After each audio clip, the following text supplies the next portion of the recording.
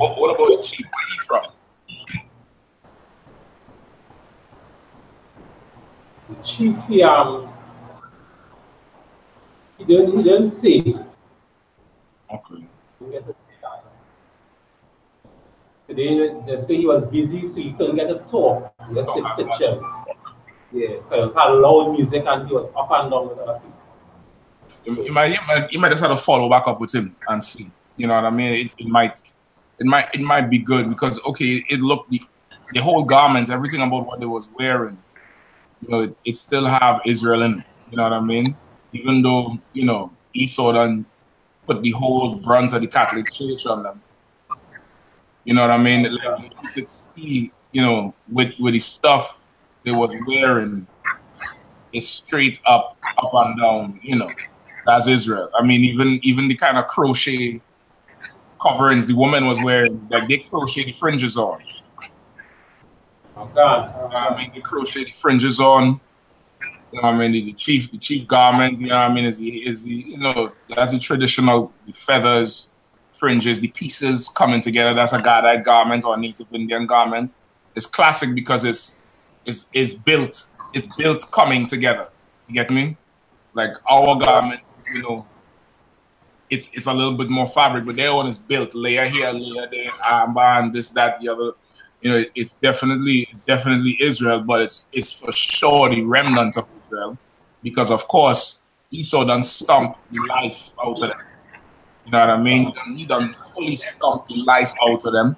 But you know, now life has come back to them with the work you all did today for sure. You know, it ain't gonna stop there. If I know you got one, I know you well. That shit ain't gonna stop there. You know what I mean? Oh God!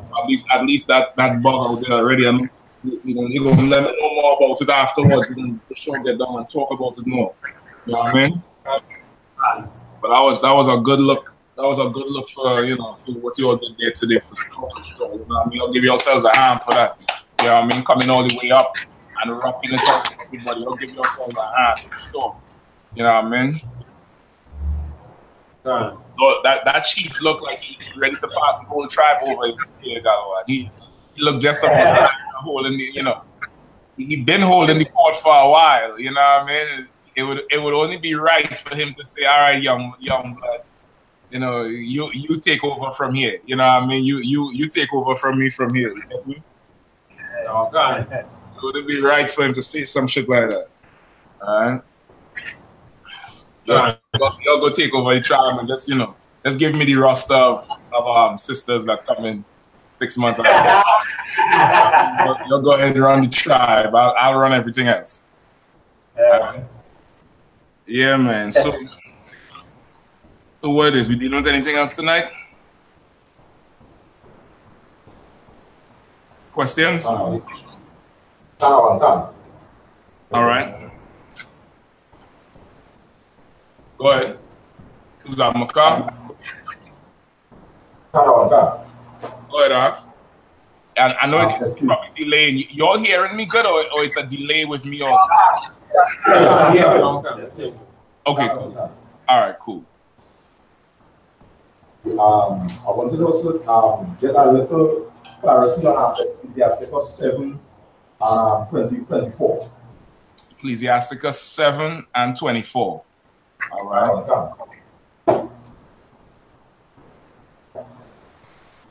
All right. Let's see if we can get it done.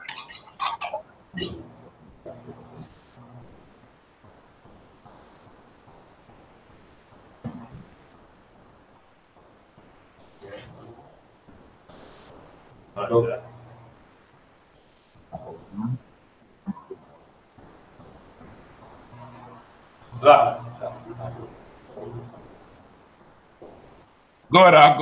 Come on.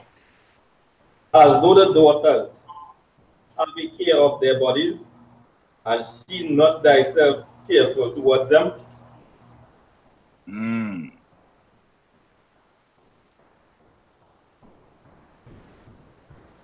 Hold on 1 second.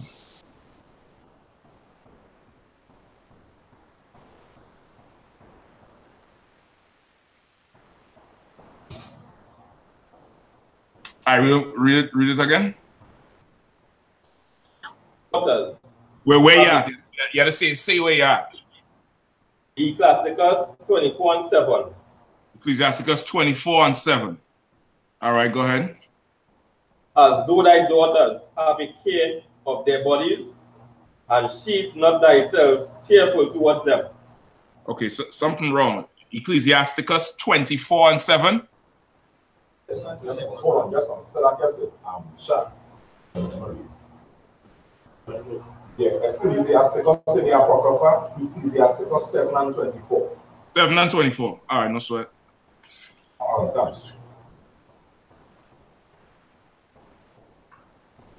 All right, let's go. As thou daughters Uh-huh. have care of their body, and show not thyself cheerful unto them, towards them. Right. And what, you want to break down? It means knock them in the goddamn head. That's what it means. Knock some sense into them. Nah, I'm joking. I'm joking. All right, skip up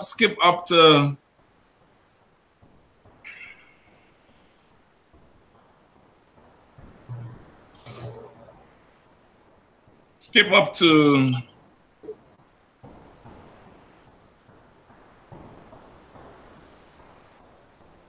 verse 19. Ecclesiasticus chapter 7, verse 19.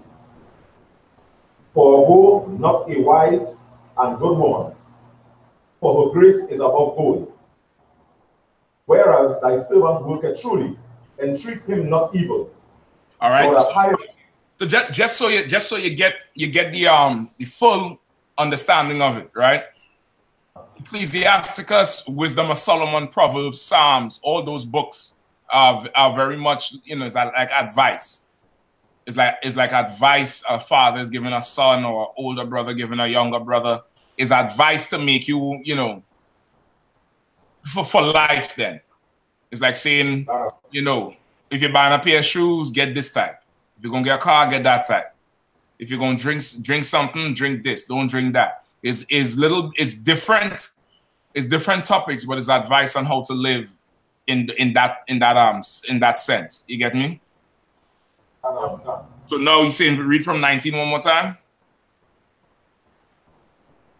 Ecclesiasticus chapter 7, verse 19. For go not a good woman, for her grace is above gold. Right? Forgo not a good woman, right? Woman. Wise and good woman. Meaning what?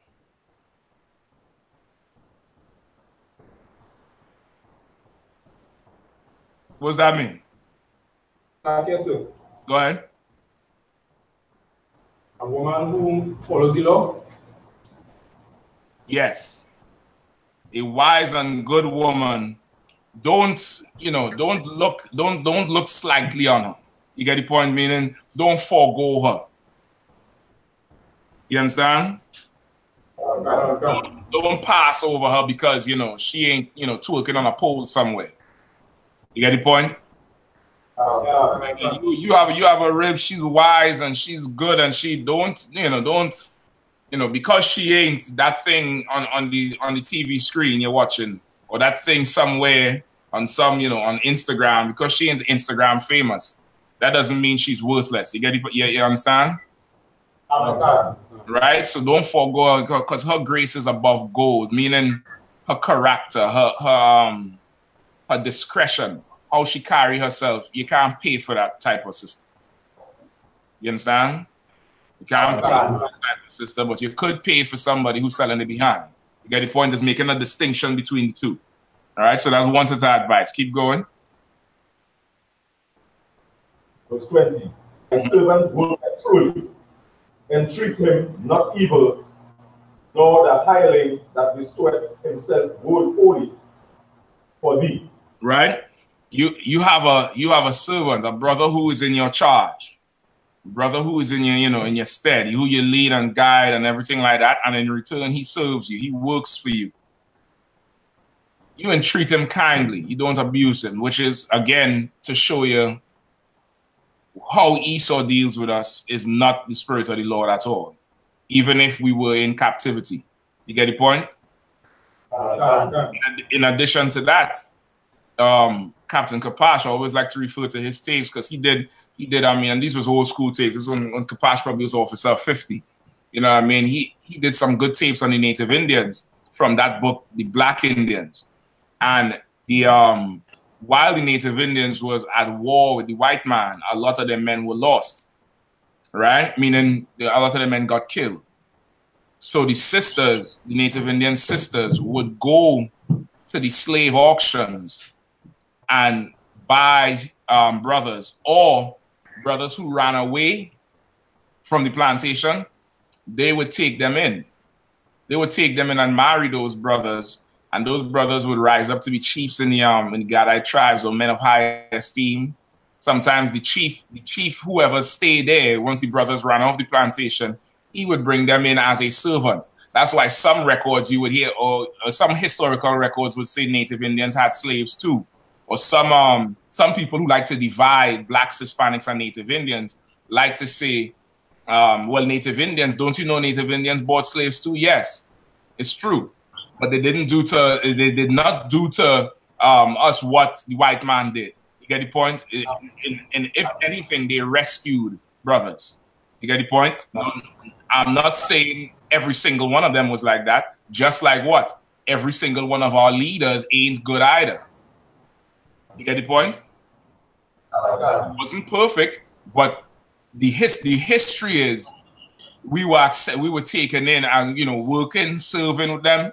And of course, because we're the same people, we're the same enemy, you get to marry one of their daughters, the daughters marry one of your women, they come together and raise up, and it's brotherhood. It's not, whip your back slave. You get the point? And now you take that same spirit, and that's the spirit in the UPK. Right? The UPK is built on rank and order. You get the point? It's built on rank and order. And with that, you're not allowed to abuse anybody. You know what I mean?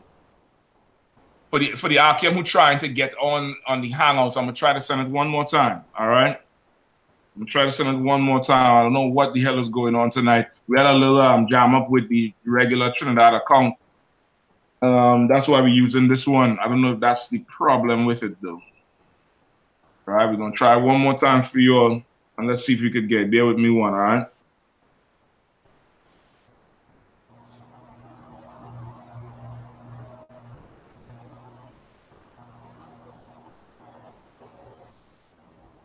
Right, so that's what happened there. Keep going, keep reading. Verse 21. Let thy soul love a good servant, and defraud him not of liberty. Right, defraud him not of liberty. Read the last part again. The 21 from the top. Let thy soul love a good servant. And defraud liberty. Yeah, so read it again. Verse 21. Let thy soul love a good servant, and defraud him not of liberty. Right? Let thy soul love a good servant, and defraud him not of his liberty. Meaning, you have a brother or a sister who in that charge, and they serve you well. They do everything you ask and go above and beyond. Your problems become their problems. You get me?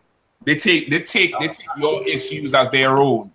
You know what I mean? Some people are like that, where you have an issue, and they could be like, well, that don't concern me, that's your problem. Or they help you, but they help you because it's your problem. Then some people is like, nah, if that's your problem, that's also my problem. You get the point? And they attack it in that way. You get the point? You have somebody like that, or, just somebody who's a good servant, a good help. You love that brother or that sister for their work's sake. That's what the Bible said. Love them for thy work's sake. You get the point? For what they do. You get the point? And defraud them not of their liberty, meaning the things that's owed to them. You don't take it away or try to, find some way to defraud. Defraud means to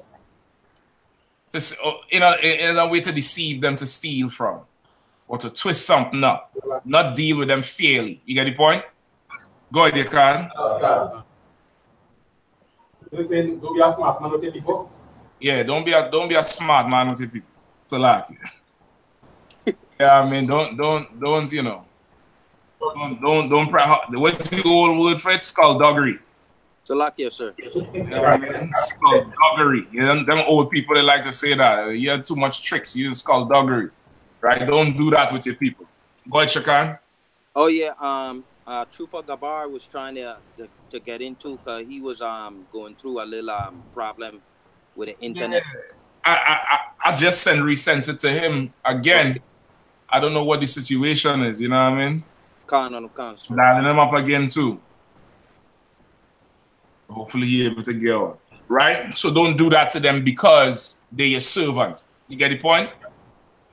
Don't do that to them because of that, right? Even in the I think in the book of Deuteronomy, there's laws, there's different Shalom. Even in Deuteronomy, there's laws on how to deal with somebody who works for you, especially if they're poor. If it's someone who working for you and you know this person needs this money, there's certain things you just cannot do to them. Like in the kingdom of the Lord, the average slavery today, if you start working tomorrow, right? Tomorrow morning you show up for your first day of that slavery. When do you get paid? Salakia. Go ahead. Either at the end of the week or in 2 weeks. In 2 weeks. You must have a week in the hole. Right. You must have a week in the hole. You get the point? In the Bible, that is unlawful. You have to pay a man at the end of the day. It's unlawful to hold somebody's wages. You get the point? I gave you 8 hours. Where's my goddamn money? You get the point? The white man will hold your wages for 2 whole goddamn weeks. What you supposed to do? It's the unfair cycle of keeping you in debt, because when you don't have money coming in, guess what you have to do for those 2 weeks to go to a slave?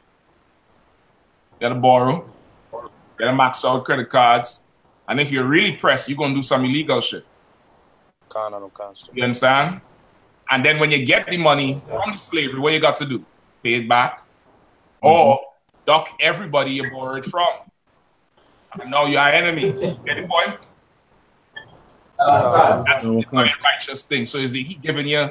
He's giving you advice on how to build something with brotherhood. You get the point? Just because somebody is working for you doesn't make them less than you in terms of mutual respect. You get the point? Keep going. Verse 2.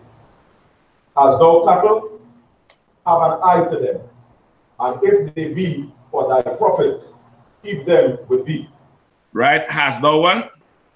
As thou cattle, have an eye to them. And if they be for thy profit, keep them with thee. All right, what does that mean? Who had the question? So like I said, Maka, go ahead. And basically say if you have cattle or property to oversee them. Say again. It basically stays saying to oversee the property or the cattle that they have. Right. If you have cattle, keep an eye to them, and if they be for profit, keep them close to the meaning. Watch over the cattle you have. Precept, what's the precept for that? Watch over the cattle.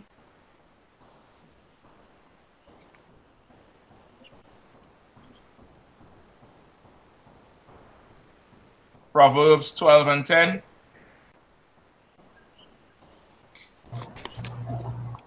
Proverbs 12 and 10 quickly.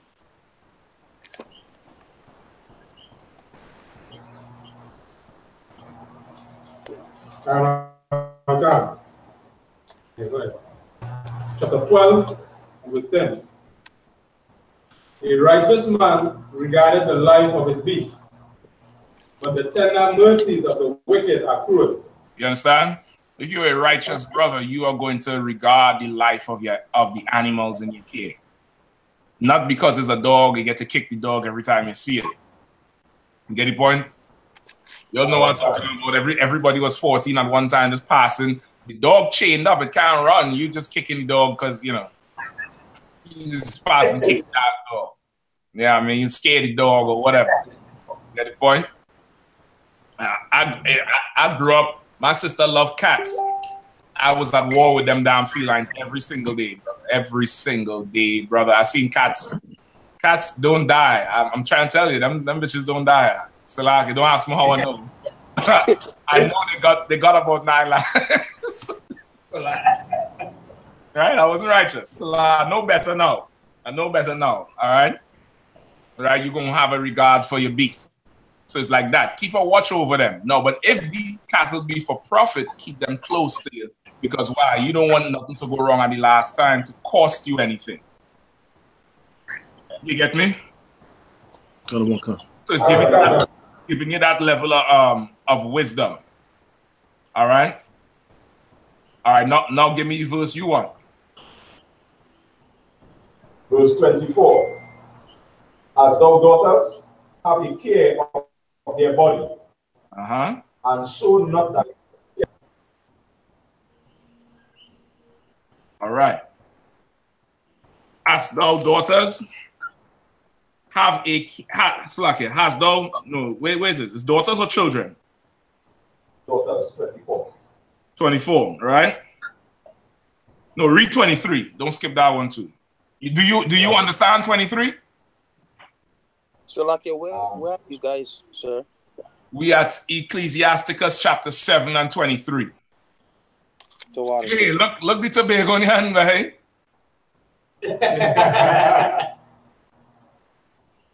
Yeah. Your mic in the water. I only hear any fishes. I ain't hearing you. Alright. Yeah, work on your sound there, sound man. Work on your sound, DJ. Your sound ain't coming through, DJ. Hard luck. But at least you can hear. Alright. Okay. Makar, do you understand verse 23?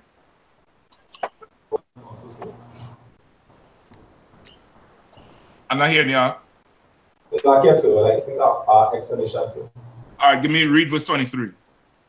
Verse 23.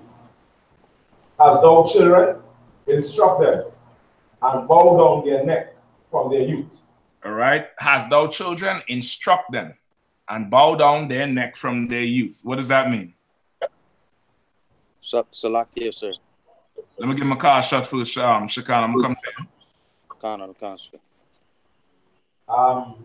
It's showing that they must bring your children up in the righteousness of the Most High. Okay. That's it? Anything else?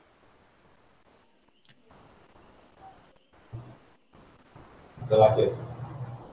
Who's that? Yes, it is. But correct, sir. Go ahead. Yeah. We're trying to say, as those children, instruct them, when you teach them, you actually on the Most High, right? And bow down their neck from the youth.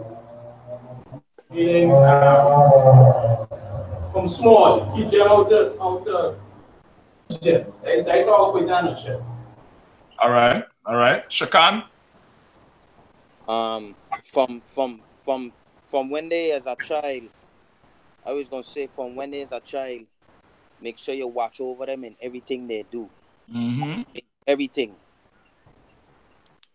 All right. Anybody else? Yes, sir. The truth on my one. Go ahead. Yeah. And basically saying, from when there's a child to watch over them and keep them in order. So you're not allowing them to go astray there. Right. Y'all all right? Anything else? Anybody else? Go ahead, Shakan. Yeah, I was gonna say again, that when you teach them from a mole and from a child, so when they get big, they'll know what to do. All right, and then train up a child in the way he should go, and in the end, they will not depart from it. All right, that's cool. All right, let me get it in a nutshell. Right? Has thou children, instruct them. Mean, tell them what to do. Right? Despite what is common, is what is now called common knowledge. Not in slack, not what's now called common knowledge, but the way the world operates now, most people think they could do what they want. Right? Right or wrong? The average person thinks that they can do what they want, and the average person thinks that when they make a decision, it's their decision. And to a degree, it is your decision, but for the most part, you are following the instructions of somebody else. You understand? Before y'all came into the truth, right? This batch of brothers here. What was y'all wearing in the world?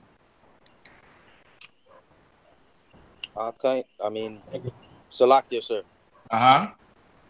I mean, just nothing of uniform, just wearing what we want, like baggy clothes. Give me some. Okay, let me make it specific. Give me some brand. Give me some name brands of what you all was wearing. Polo. Tommy Hilfiger. Tommy Hilfiger. Bali's. That's old school. Man. You showed up age there. Bali's. That's some old school shit right there. Yeah, my man coming with class. You know what I mean? I know Sawab like he eat desert food. Sawab look like a man, he robbed the desert food everywhere. If Sawab going on date, desert food. But for those of you all who don't know, that gangster man shoes, don't worry about it. Sawab, I understand. Right? Okay. Let me crystallize it for time's sake. In this generation, what's considered fashion in the world is skinny jeans, Gucci, Fendi, Moschino. What's the other one? What's the goddamn fancy shoes everybody was wearing, bro? It's a shoe. It had a little red tag on the tongue. It had a funny shape and a red stripe underneath. It's one word. It just escaped him. I see in the shoe in my damn head. Go ahead, Tazo. Yeah, I ain't hearing you. I think that mic might be off. That headphone might be jammed up. Yes, sir. Go ahead. Yes, sir. Is that Pony and everything? Nah, Pony's old school. This is something new, boys. Prada, Salaki. Prada shoes, right? Everybody rocking them Prada, paying thousands of dollars for them Prada shoes. That's when it just came out. That was a big thing, right? Red bottoms, right? Red bottoms was originally a female thing. Now you have men's shoes, which is red bottoms, right? Now 15 years ago, was anybody wearing red bottoms or Pradas? Gucci was always in a hood rich brand. You get some money, you're from the ghetto, you buy some Gucci. But for the most part, the other shit is something new that's instructed now for today. You get me? Right? Your choice of clothing, you think it's your style. That ain't your style. That's what you've been told is style. You get what I'm saying? That's what you've been told is fly.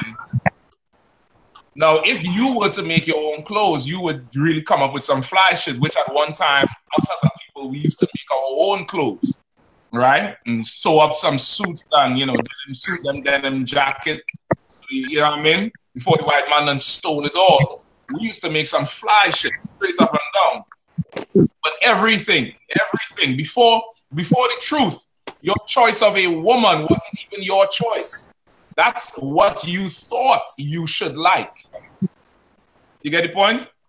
A sister, her choice of a husband, that ain't her choice. That's what she thought she should like, or what she was instructed that she should like. You get the point?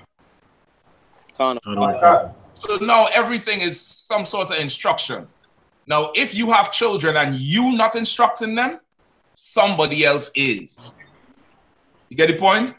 Right. About being watching over them, making sure, watching everything they do, what they listen to the music they listen to. That's why I like to stay up on all the hip hop. Y'all could talk about you know, Lil Yachi and all them. All right, no problem. When your child popping slang, you don't know what the hell they're saying, and you come to ask me about it, I'll give you the answer. I understand. I'll give you the counsel.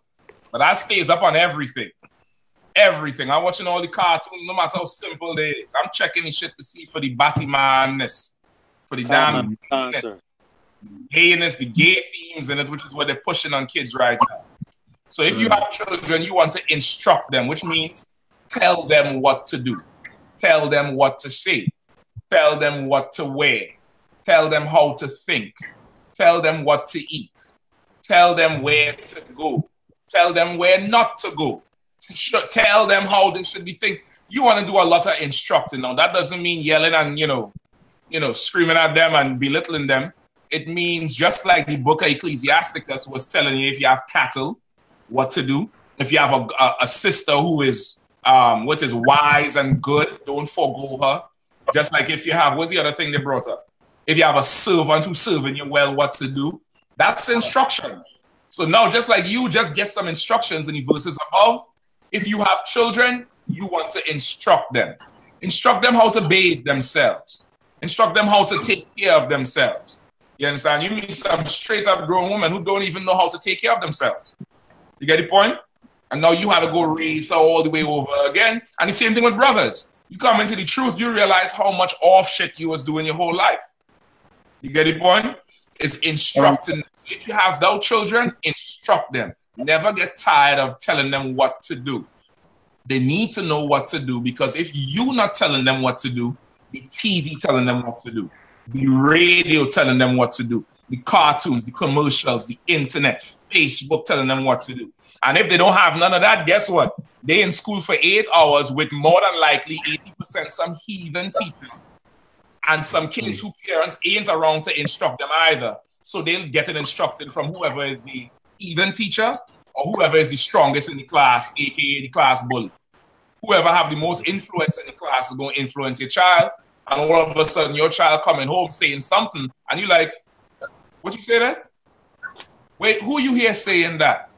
Now you want to find out where they get that from, because they talking in a way you did not instruct them to talk. You get the point? But if you instruct them from their youth, even though they hear somebody coming with some dumb shit, they're going to hear your voice. That's not how I should act. That's not what I should say.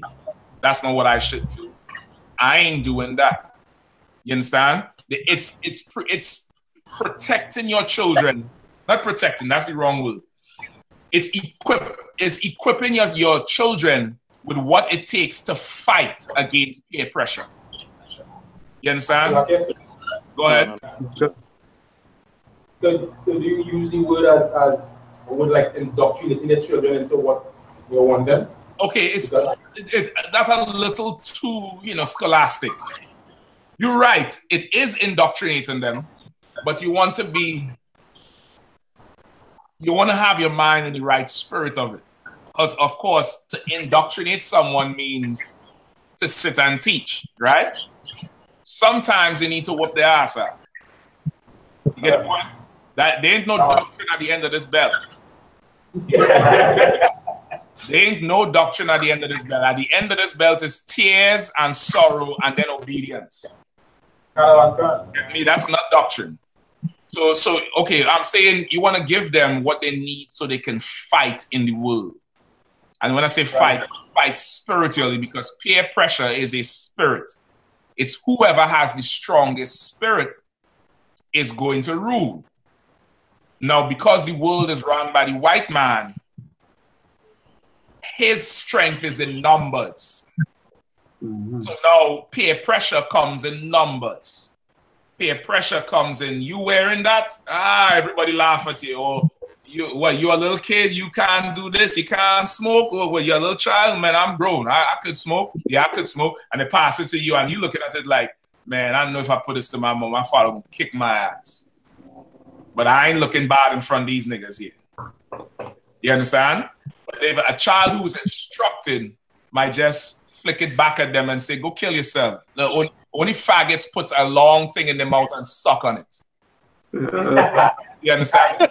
If they equipped to fight, rather than Nah, I ain't doing that. Rather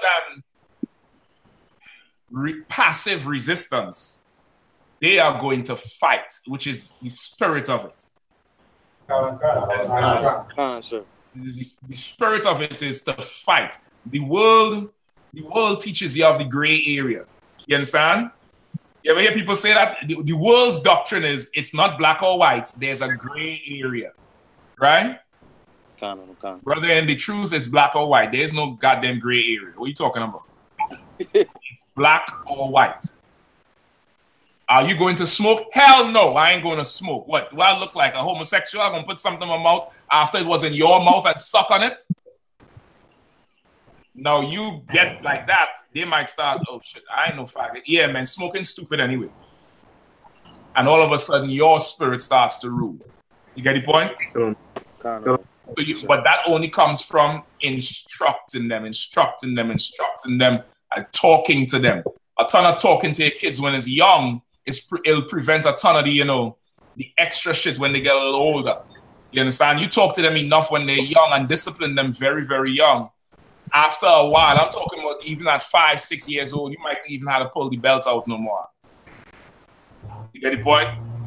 I'm gonna give you something. I'm gonna give you a little gem on what you should put in their minds. Teach them the value of you not being disappointed. If you're able to convey that to a child the right way, that shit hurts more than a beating. You understand? The value of your respect and how you look at them, if you could convey that to them the right way, you just had to look at them a certain way with disappointment, and brother, it's like a ton of bricks on them. You get the point? But of course, that comes over time. That comes over time, over giving them right instructions, over being wise with the instructions so that in their mind it's reinforced you're always right, always defending them, being ready to discipline them at no cost. So they're going to understand you coming with something very serious. And it's good to be on your right side, and it's bad to be on your wrong side. You get the point? Right? So you want to instruct them. Keep going. And when I say, and bow down their neck from their youth, what does that mean? Bow down their neck from their youth. What does that mean? Salakia, sir. Go ahead. Is that talking about? Salakia. Who's speaking? Shakan, go ahead. Let Shakan get a shot. Go ahead, Ak. Khan, sir. Meaning, just like you just said a while ago, like make sure you instill in them from a youth everything, like how they pee, or if you have a daughter, you teach her how to pee, or if she have problems, dealing with class or dealing with friends, or even as a child coming up, say like at least 3, 4, 5 years old, you want to instruct them and instill in them, like kind of like you're forcing them in a sense then. Not really. Not really. Okay, sir. Okay, if you start young enough, if you start them off young enough, Sir. You don't have to force too much. You don't have to force too much. But I understand some brothers already have kids that was experience stuff in the world, so now you got to bend it a little more. So it's a little bit different. Right, Gabar, you was going to say something? I was going to say to just like you're saying, to bow their head is to teach them to obey early. That's more on it. Bowing their head. So okay, before I give it, anybody else want to try before I give it away? I was going to say the same thing, sir, but scripture you on again. I know the scripture, but I can't remember exactly where. Okay, say that again, Taza. What were you going to say? Oh, so okay, sir. Yeah, the same thing. Same thing you said, but what scripture you on again in the Apocrypha? Ecclesiasticus 7:23. All right? 7:23. Okay, yes, bow their head. What's the opposite of bowing their head, Makar? Is it leaving them astray? show me your head. Okay, it says bow their head from their youth. So what if I had to visualize that? What would I literally be seeing? Maka. Give an instruction, sir. No, I mean literally. It says bow their head. If I was to envision, remember, anytime you see the metaphor in the Bible, understand the metaphor first, and then you'll be able to see what it's really talking about. So the metaphor here is, who are the hand in the back there? Maskoyak? Go ahead, Ak. Is it making them be humble? That's the spirit of it. Right? So now if you were to see bow their head, you would see this. And as you move your hand, the head come up. Right? That's what you would see. So now from the time they're small, who else had a hand there? Baraf? Or your card? Your card? Next time, raise your hand high, all right? Don't do this. Don't do this. That's them Caesar Borgia pictures, how he be them Harry Krishna pictures, and they be doing do the nigga shit out. Wave if you need to. Now y'all in Trinidad, wave. Yeah, right. Right, raise your hand high. Get in the habit of, all the way up, all the time. Put a fist up.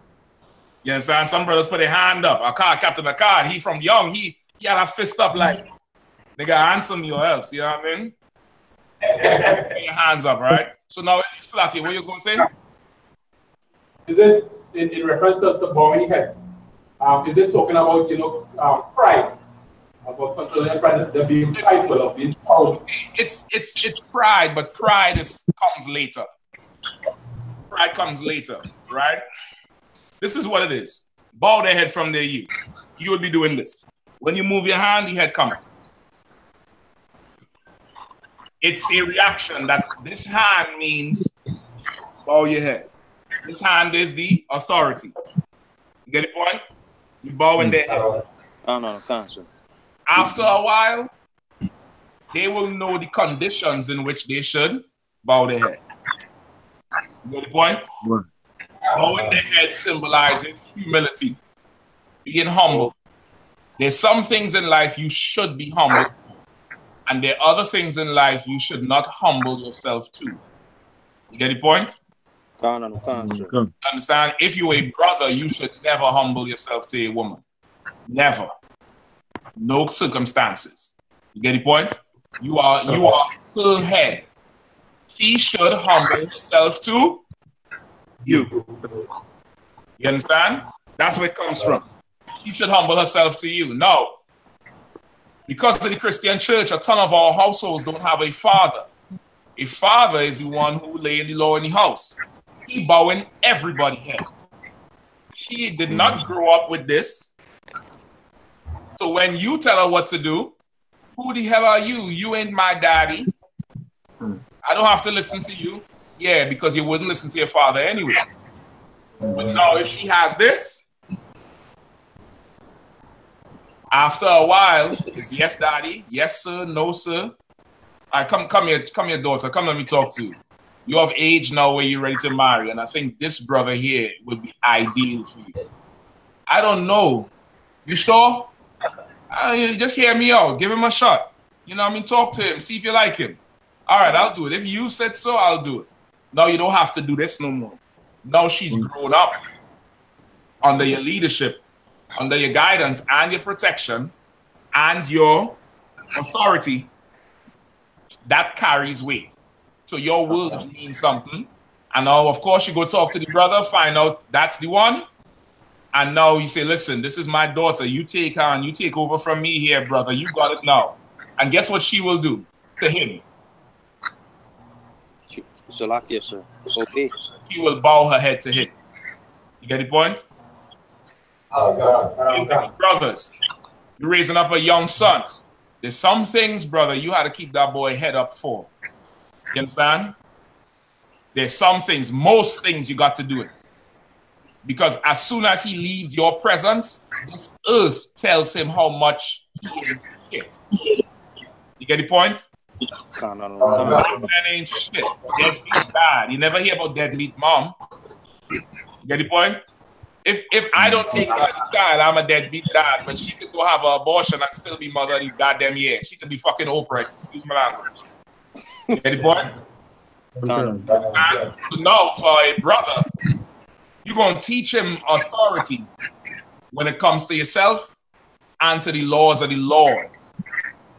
You're going to teach him authority with the brotherhood. But outside of that, brother, he is to remain unhumble, not humble, fierce, ferocious. That's why a woman's head is what? Covered. Humble. Your head is uncovered. Get the point? So that hair had to be out. Her hair had to be covered. You think like a lion. A lion got a huge, majestic mane, right? Fantastic. Look glorious, right? Can't. What the lion has got?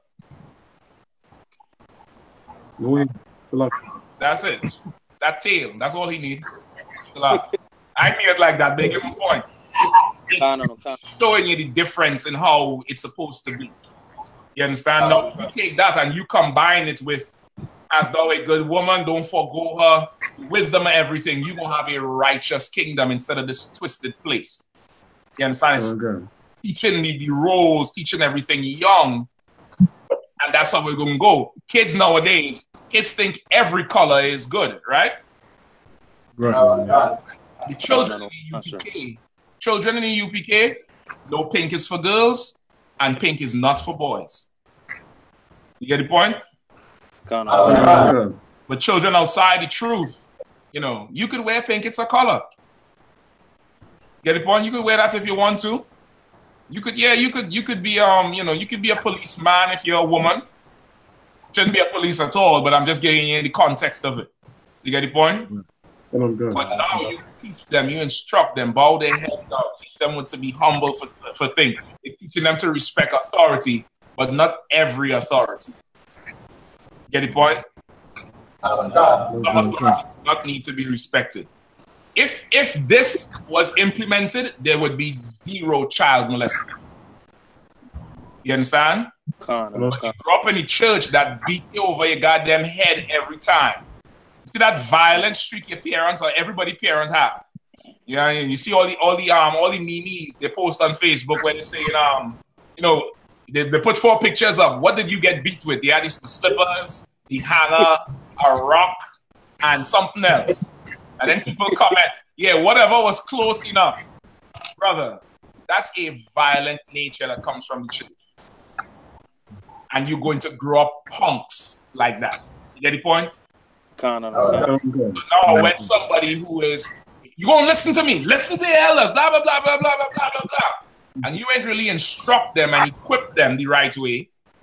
When you leave them in school or in church or on the football field or the basketball team, or if you're a girl playing netball or volleyball and the coach come in and tell you take your drawers off, all in your head is, I need to listen to my elders. If you don't do it, you're going to be in trouble. Versus, my father told me to never get undressed in front. My father doesn't even let me get undressed in front of him. You understand? To the point, Shakan, what he was making, I understand what he's saying.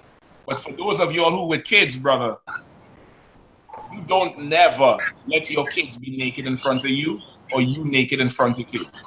You understand? It's a sick, disgusting thing from the church that we grow up with. At a certain age, of course, you have babies, you have to deal with them. But you see, once around the time of potty training, once you realize they're getting it, they know they could aim or they could wipe, right? What you do want to do is you go to the bath, they go in the bathroom, say, all right, take off your clothes, and then you do this. Now you're going to look to make sure they're doing it right. But they're not going to see you looking because anybody who have kids know they struggle with taking the shit off, especially if you have a button. They spend 10 minutes on the button, damn near pee themselves. Right? They're going to be taking the shit off, and you like this. Is everything all right? All right, good job. I'm not going to turn around because I'm not supposed to see you. And they're going to be like, okay, and then you just check to make sure everything's straight. So they get in the back of their mind, nobody is to see them naked, not even my father. So how in the hell is a priest molesting me and I ain't saying shit? You get the point? I'm not even used to my own mother seeing me naked. And I don't see her naked. You understand? Listen, I got daughters. I don't even let them go to the bathroom at the same goddamn time. One person stand outside, next person go piss. You come out, the next person go. No, you might say, man, you sick. You have a phobia. Nah, nigga, hard extreme times call for extreme measures. I'm drawing a clear line in the sand. This is your sister who you're sharing everything with, but you are never going to see her nakedness. You are going to grow uncomfortable around another naked woman.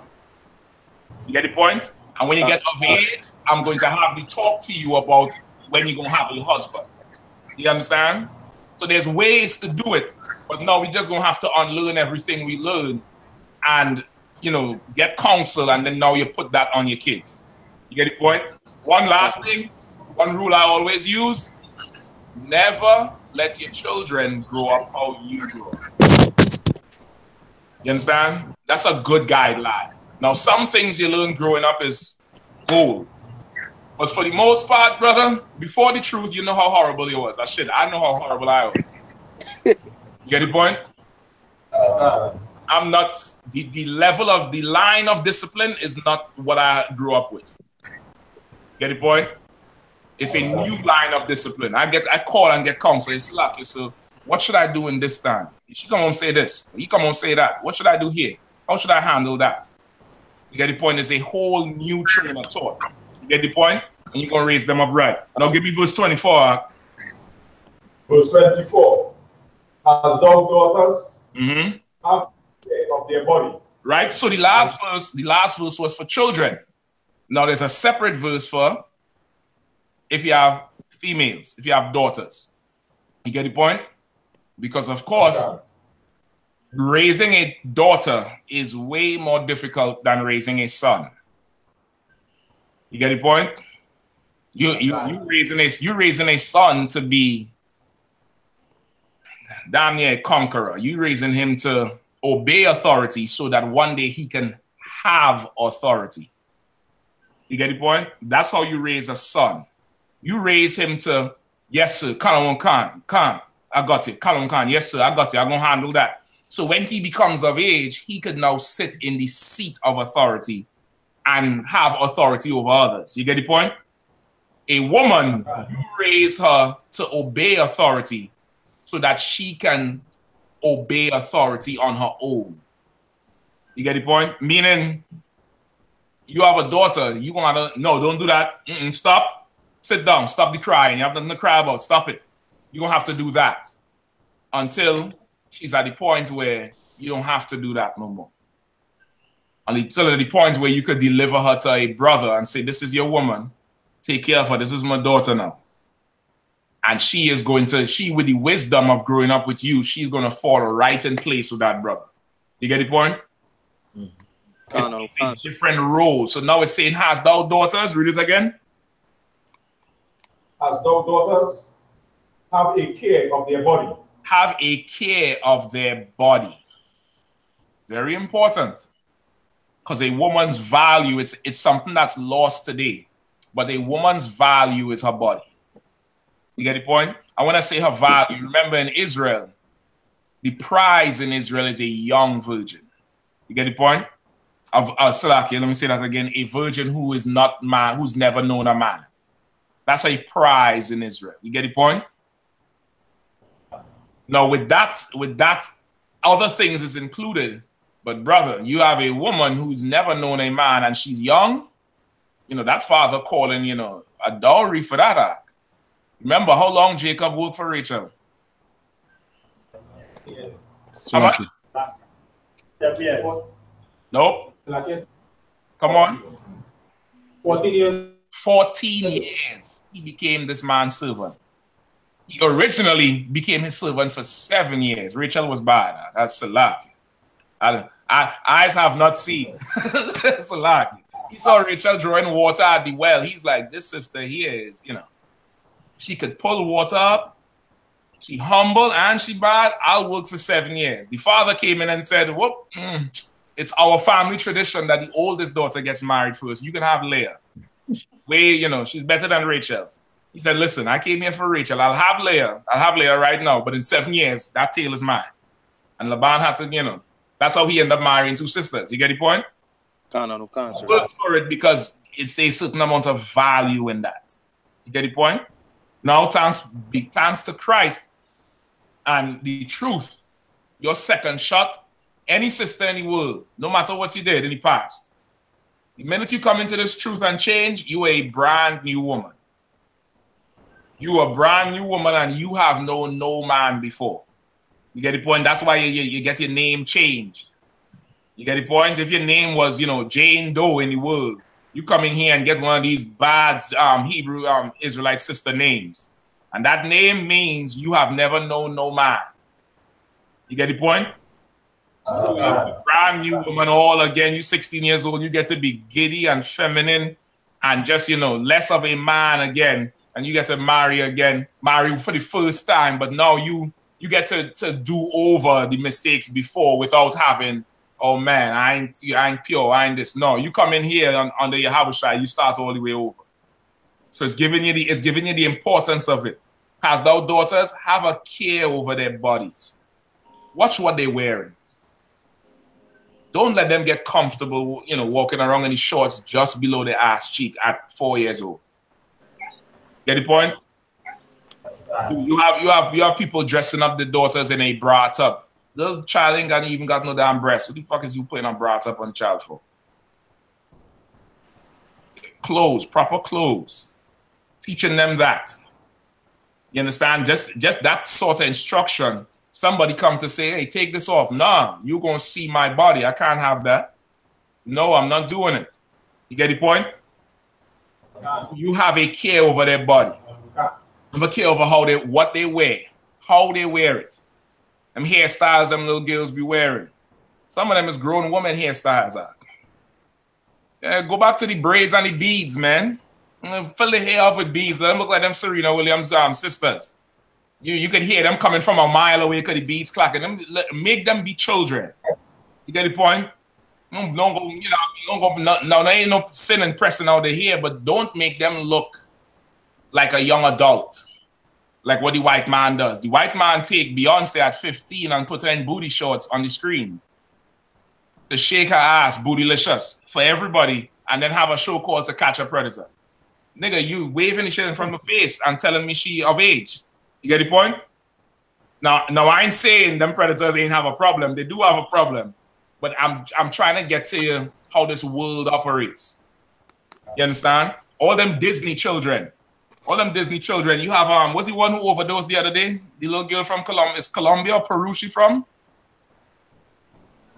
Forget her name. Anyway, she overdosed the other. She was a Disney child. That Britney Spears was a Disney child. Now they growing up at a certain age, brother. They have them looking like adults. And come to find out when they have the age to fully get on crack, they do. You know why? Because they was being molested on Disney Junior set with the Mickey Mouse. They're being molested and turned out and passed from couch to couch. You understand? You have a daughter, have a care over her body, brother. You understand? That thing is to be protected like the fortress. And above all, you teach her to protect it herself. No, you can't wear that. No, come on. You're going to look much nicer in these. Don't wear those. It's a little bit too revealing. That's a little too tight. You outgrowing that now. Time to throw that away. Time to do this. You talk to them, let them get to the point of it. And you're going to see they understand it themselves. You understand? You're going to see they go to the bathroom to take a shower. They hear the door. Oh, no, don't come in here. I don't have any clothes on. Versus you walking back and front in there and they're changing. What's going to happen when they join the football team or the basketball team? They're not going to know the difference. You understand? You got to have a care over their body. Watch what they eat. Watch what they wear. Watch who they associate with. That's having a care over their bodies too. You get the point?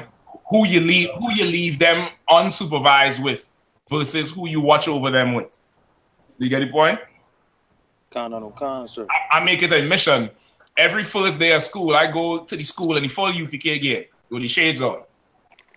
I go right up to the teacher. How you doing? Yeah, this is my children right here. Everything good today? Was she bad? Was they doing anything? I make them know who they're going to have to deal with if they fuck up. Excuse my language. And I make them know straight up and down they don't need me, and I never show up again. You understand? I make everybody uncomfortable coming there with the full boots, the chains, you know what I mean? Everything like that. And I let them know who they're going to have to see if something goes wrong. You understand? You're going to have like care over their bodies, right? Keep going. Yeah. And show not thyself cheerful toward them. Right? And show not thyself cheerful towards them. What does that mean, Maka? We're talking about don't be too playful or have a kind of more or less like effeminate way towards your daughters. Well, definitely not an effeminate way. It's a lack here. Why? Because you don't want her growing up thinking this is how a man is supposed to be. You get the point? You don't want her thinking that. You want her understanding this is how a man is. So when you check her, she could take it. She gets a checking. Don't do that. What's wrong with you? And she, oh man, silly me. I'm sorry. I'm gonna fix it.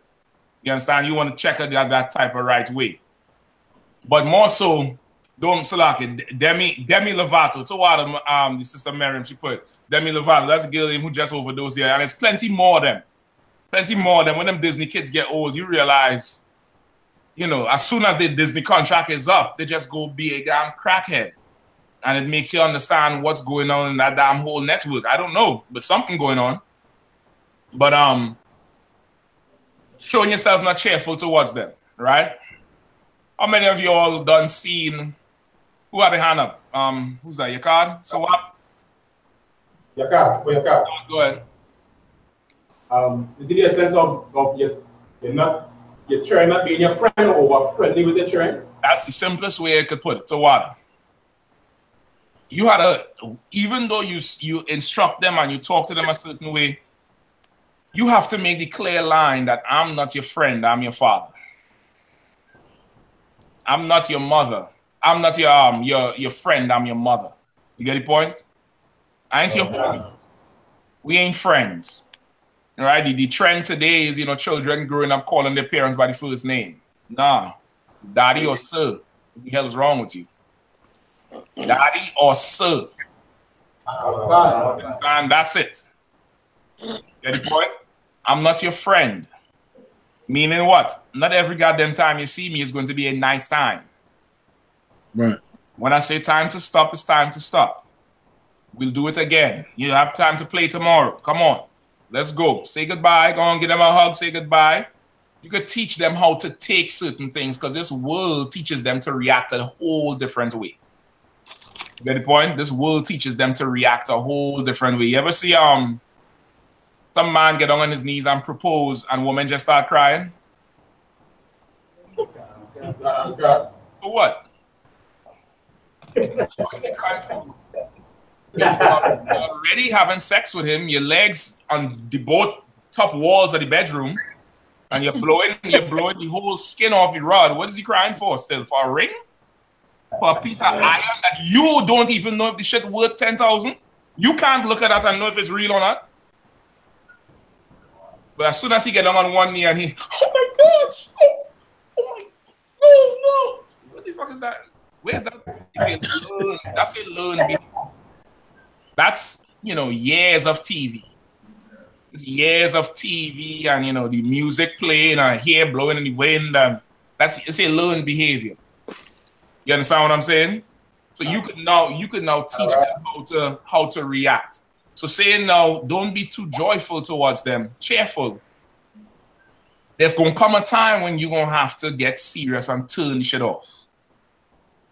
You understand? Versus how people say, you can see this little girl, she look at her, look how she talking, she thinks she grown. Say that again. Yeah, F you, mother effer. Little child. Yeah, she grown. She ain't no little girl no more. She a big girl now. When you go in school, you a big girl. And now when the child goes to school, she just bullying everybody. And before long, you have the whole classroom acting like a bunch of little bitches until they meet the bus driver who hit the broad the uppercut. You remember that? Y'all ever see the video where the brother parked the bus and say, I'm going to jail today, pop, and hit the broad the damn uppercut, knock her out. You understand? Everybody blaming the bus driver. I ain't saying he was right, But you know that shit, that uppercut was coming since she was 4 years old. You understand? And since she was 4 years old, she was being bred to have her jaw knocked. You understand? Don't show yourself too cheerful towards them. Let them see that serious side so they know there's a time for everything. No conscience. Don't always be play. There's, you know, you're not raising the right type of person. Get the point? There's a time to play, and there's a time, okay, all right, let's get serious. You get the point? Let's get these things going. Let's do this, let's do that. At a certain age, there's certain things you don't even have to do for them no more. You get the point? But now you grow up in the Christian church, the children are your oppressors. You know that scripture? Women rule over thee and children are your oppressors. It's because of that. You understand? Don't show yourself too cheerful towards them. You have some daughters, brother, they're going to need to know some seriousness, some serious times, because a woman's makeup is different. Her disposition is not to go to war. Her natural instinct is, you know, make yourself comfortable, to be more selfish.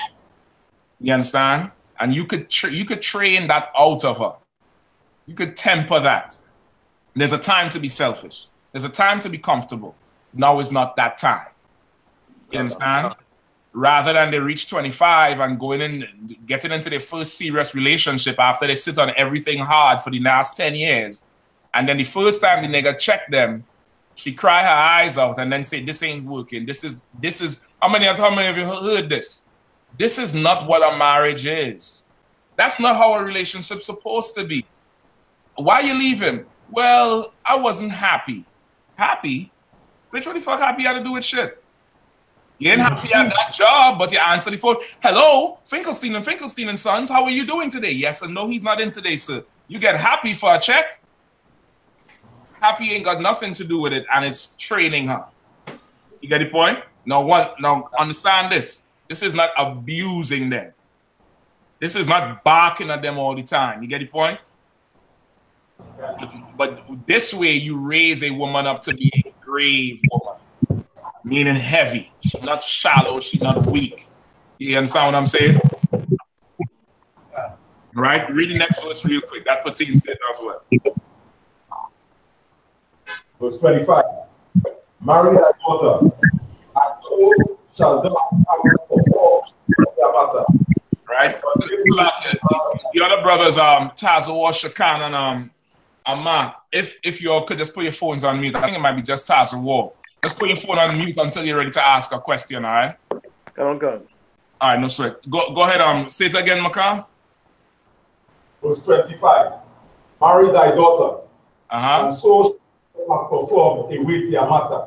Right? Marry thy daughter, and so that has thou performed a weightier matter. Why is it weightier, Maka? So it's weightier because you're giving her into another man's to be responsible for her. Right. Right. Anything else? Anyone else? Yes, sir. Go ahead, Shakan.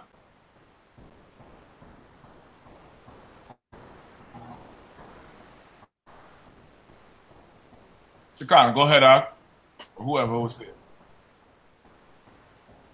All right, it's a weightier matter because it's harder to raise a daughter. It's a heavier matter. It's harder to raise her up to the point where you pleased now to give her to this brother. You understand? Versus now you have a daughter and a brother come to you and say, hey, Salaki Makai, you got Salaki, say if I could, I'm Captain Mashak, I'm so and so's son. You know, I know you know him. You and my father went to school together. And Salaki, so I'm a officer in the Lord's military. You know what I mean? I have served 10 years under command in GEN.YAHANNA. I travel all over the place. And I would just like to let you know I definitely am interested in your daughter, sir. And I would like to begin speaking with her with your permission, sir. But you know to yourself, you might have a little scallywag in your house, sir. And you might say, listen, brother, I know you and I know your father very well. If it's all the same to you, brother, you might want to pass this house straight. You might want nothing to do with that girl. I guarantee you, trust me, brother, I'm saving you a lifetime of hell. But sir, she looks, brother, this is a hoe in my house. I know it's my daughter, but she's a hoe. You don't need to marry her. You get the point? Like, it's a heavy thing. It's not something light. It's a weighty matter. You understand? Raising up a daughter. So that's the Spirit is giving you. It's giving you the instructions on now how to raise up children and how to raise up a daughter so that now you can give her to a brother and it not be a headache to him or you. You get the point? Not be a headache to him or you. You understand? Like I said, go ahead. It is also referencing the scripture where talking about come and take a wife, and after you take the wife, you realize that she's not a virgin, that you have to go on, the father have to pay back the money dowry. Okay, if the scripture says she is to be put to death, that's what it say. It say you have to to lay a charge like that, you'd have to have proof that she, been a hoe. She played the whore in her father's house. You get the point? You would, for sure it's like that. Now, I see some of y'all smiling. Don't go and stone nobody child to death, please. You know what I mean? Don't go and stone nobody child to death. Some of y'all in that room right now, you the reason she a hoe. You've been climbing in and out the damn man house, knowing she, she's still under that man roof, and knowing she have a husband already. And some of y'all still go deal with it because that's the culture in here. You get the point? The culture in this world we live in is boyfriend number 2. I can do it better. He don't what he doesn't know won't hurt him. You get the point? So if you think she guilty to be put to death, go look in the mirror. Somebody else need to die too. They have an 80 days mourning, not 40 days. They have an 80 days. 2 of y'all need to be put to death. You get the point? And once again, it's about being that righteous brother, that righteous judge, because of the authority a man has. It's very easy to look at the transgressions of a woman and just be like, yeah, you evil hoe, so put you to death, to stone you. Meanwhile, you don't run. You know them girls in Villa Capri by first name. You know all of them by first name. You have the personal number. You see them without the weave. You get the point? So the room get quiet, boy. Oh boy, I like when I sing that song. Ain't nobody laughing anymore. Everybody get quiet. It's about balance, isn't it? I can see tonight the phone gonna be ringing. It's like I need some counsel. So you said something in class today. Don't worry, everybody had a pass. I understand that. Just remember that. But it's giving you that it's a weighty thing, and that's why Commander General Yohanna has the rules that's in the school. These things is not laws. Ain't nobody gonna carry out back and bury you and stone your head off. But the 6-month rule is in effect because marrying a daughter off is a weighty matter. You understand? This is the beginning of forever. There's no divorce. There's no do-over. So if you're going to marry her, understand what you're getting into. You understand? Children gonna come out of this. You get the point? For some sisters, you're gonna marry a brother. It's wise to get a brother in the I.S.U.P.K. You go through somebody in the world, he gonna be having sex with everything moving and telling you, well, listen, you're a Hebrew Israelite, right? And you believe in multiple wives? Well, I have more than one. And then you come back and say you done caught something down there itching or smelling. Shit, you could have waited 6 months and get a proper brother. A brother who was instructed from his youth. You get the point? You could have waited. You could have took cold showers and went to work out. You understand? Sometimes the bed needs to be cold. You understand? So it's a weightier matter. So it's putting in that spirit of how important that step is. You get it, Maka? We good to go? Slack, I have 2 questions. All right, come on. In Ecclesiastes chapter 9, verse 8. Go on. Turn away thine eye from a beautiful woman, Mm-hmm. and not upon another's beauty. First, for a beautiful woman, that what they're trying to tell them, don't look at a beautiful woman, look at her.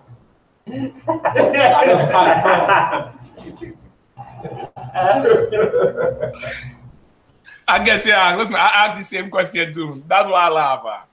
I asked the same question too.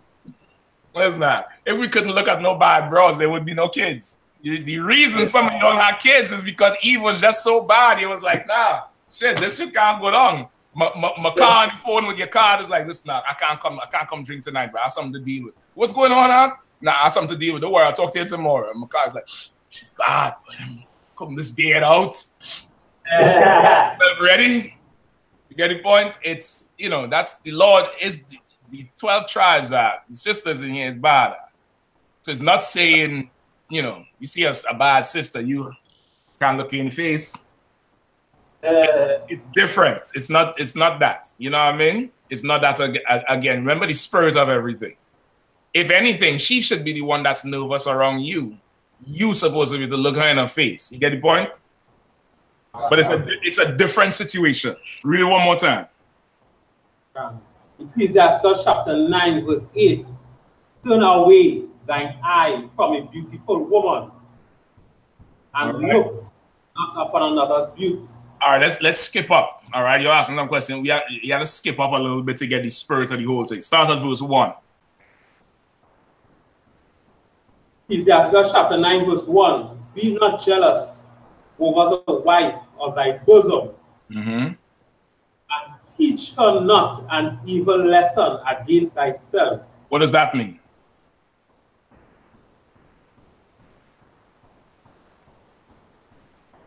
Be not jealous over the wife of thy bosom, and teach her not an evil lesson against thyself.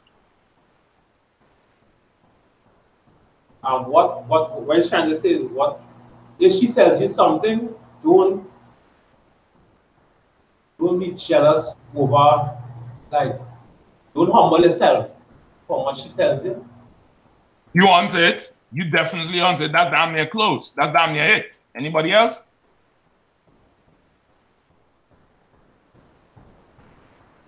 Like I said, go ahead. Is it in the frame of mind where maybe she could do something better than you? In the aspect of, say that one more time. Maybe she may be able to do a particular thing better than you, not put it that way, or a particular task or something that they have, and you not being you know, I say jealous or get, you know, caught up with it. Let's just say she's more educated, quote unquote. I get you. That kind of stuff. Okay, I get it. That's not what this is talking about, though, but I do see what you're talking about. And again, that's Christian. All right? Y'all are two different people. A man is different from a woman, is different from a man. All right? There's a ton of things a woman does better than a man. You get the point? There's some things only a woman could do. There's a ton of things men do better than women. There's a ton of things only men can do. That's the roles we have to play, right? And of course, because in the world is battle of the sexes. Get the point? You all ever hear that? Battle of the sexes. Who won? The ladies, the men? That's bullshit. And a ton of homosexuality in that. Battle of the sexes? What is that talking about? If there's men and women in the room and you telling me come to one side and there's only rods and nuts over there, something wrong with you. You're supposed to be getting together, not separating to fight each other. But that's not what it's talking about. If she's more educated than you, go to work and bring that money back to me. And guess what? I know how to fight better than you, and I'm wiser than you in the spirit of the Lord. You yield the authority to me. That's how you settle that.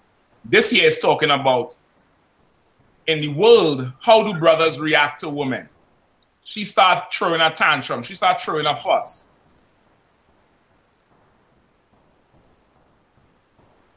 How do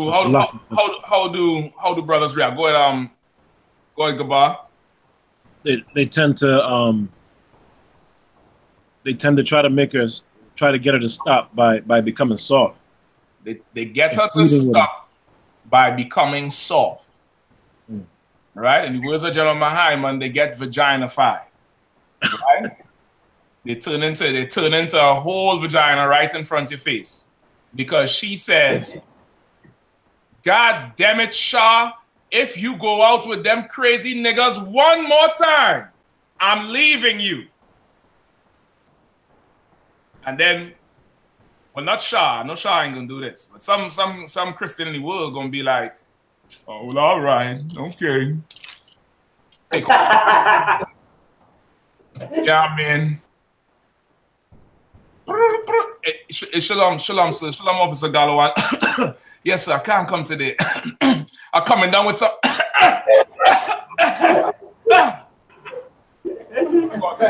Of course, Galawan is a cold killer. Galawan, he already know your bullshitting, so he'd be like, well, you know Galawan is. Well, all right, just, get some juice. You get some juice, take care of that. And, I'll talk to you. All right, shalom. But he already know your bullshitting, right? Now, in here, amongst you killers, she tried that shit with Shah. God damn it, Shah, I'm leaving. Well, lock the door when you're going, all right? Make sure the door locked. Go. Take off all the lights before you go too, all right? Make sure the gas turn off. I don't want the house burned down. You know what I mean? You need me to call an Uber for you? You have everything? You want me to help you pack? You say you're leaving, right? You start packing faster than she packing. And all of a sudden, she's like, wait. So you really want me to go?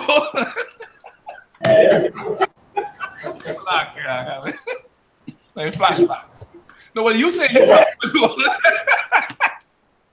Help her pack. She want to go, help her pack. Don't be jealous over her.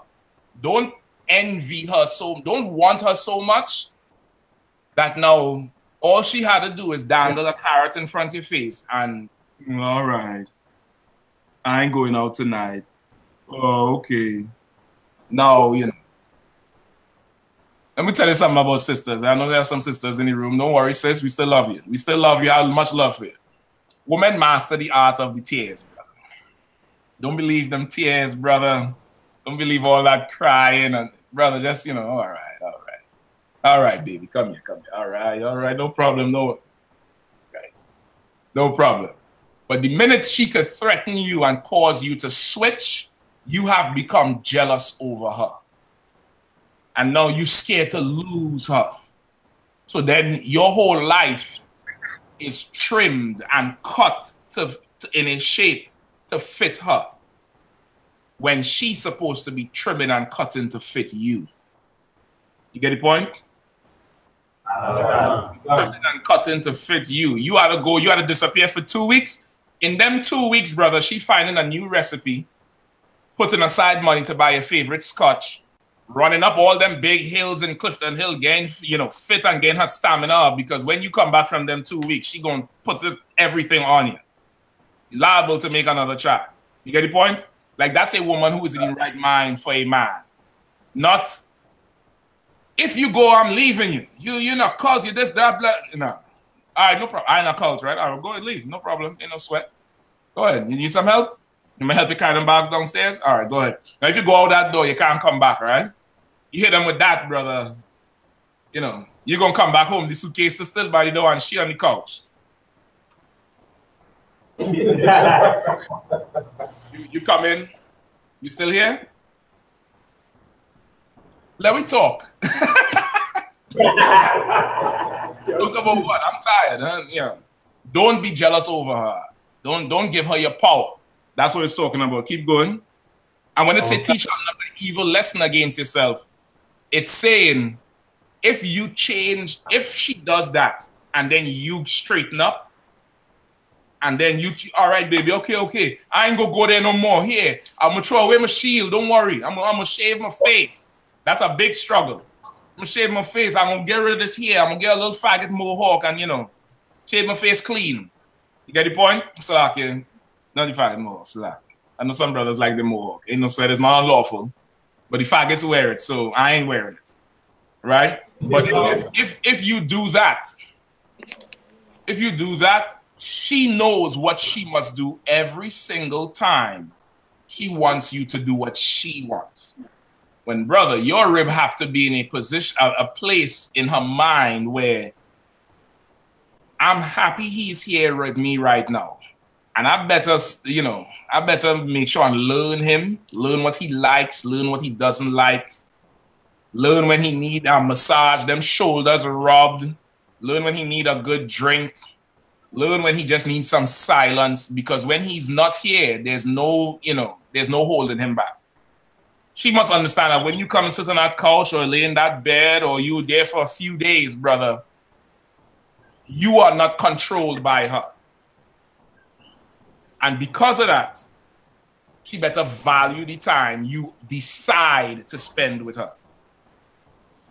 You get the point? Better make most of it instead of trying to start a fight thinking I am going to yield to you. Right?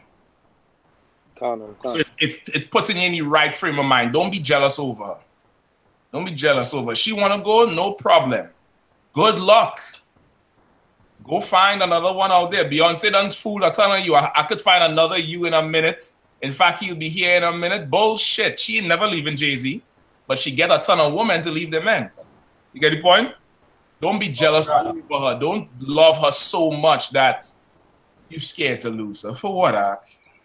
For what? If she want to go, let her go. Shit. Shit, you know what I mean? Go up a Rima with Galawan and get some of them. Ooh, wee. What do they call them? Galawan? Carib? Arawak?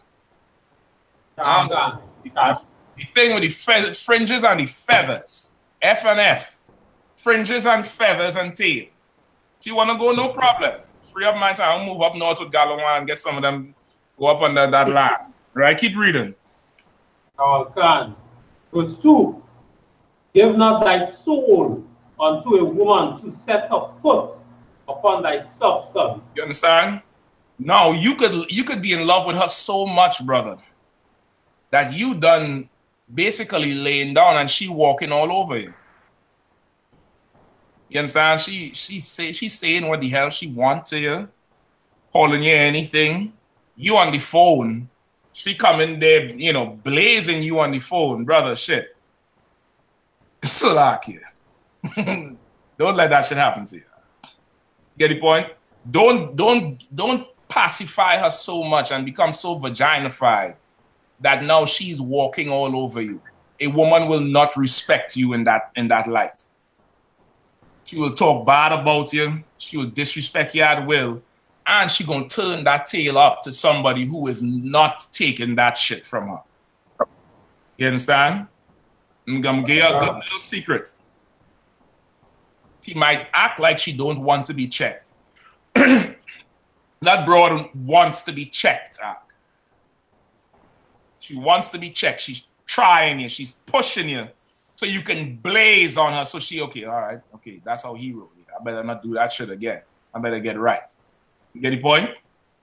Right? Don't be, oh God, baby, don't do that, baby. Lower your voice. You see how low I'm talking? Low.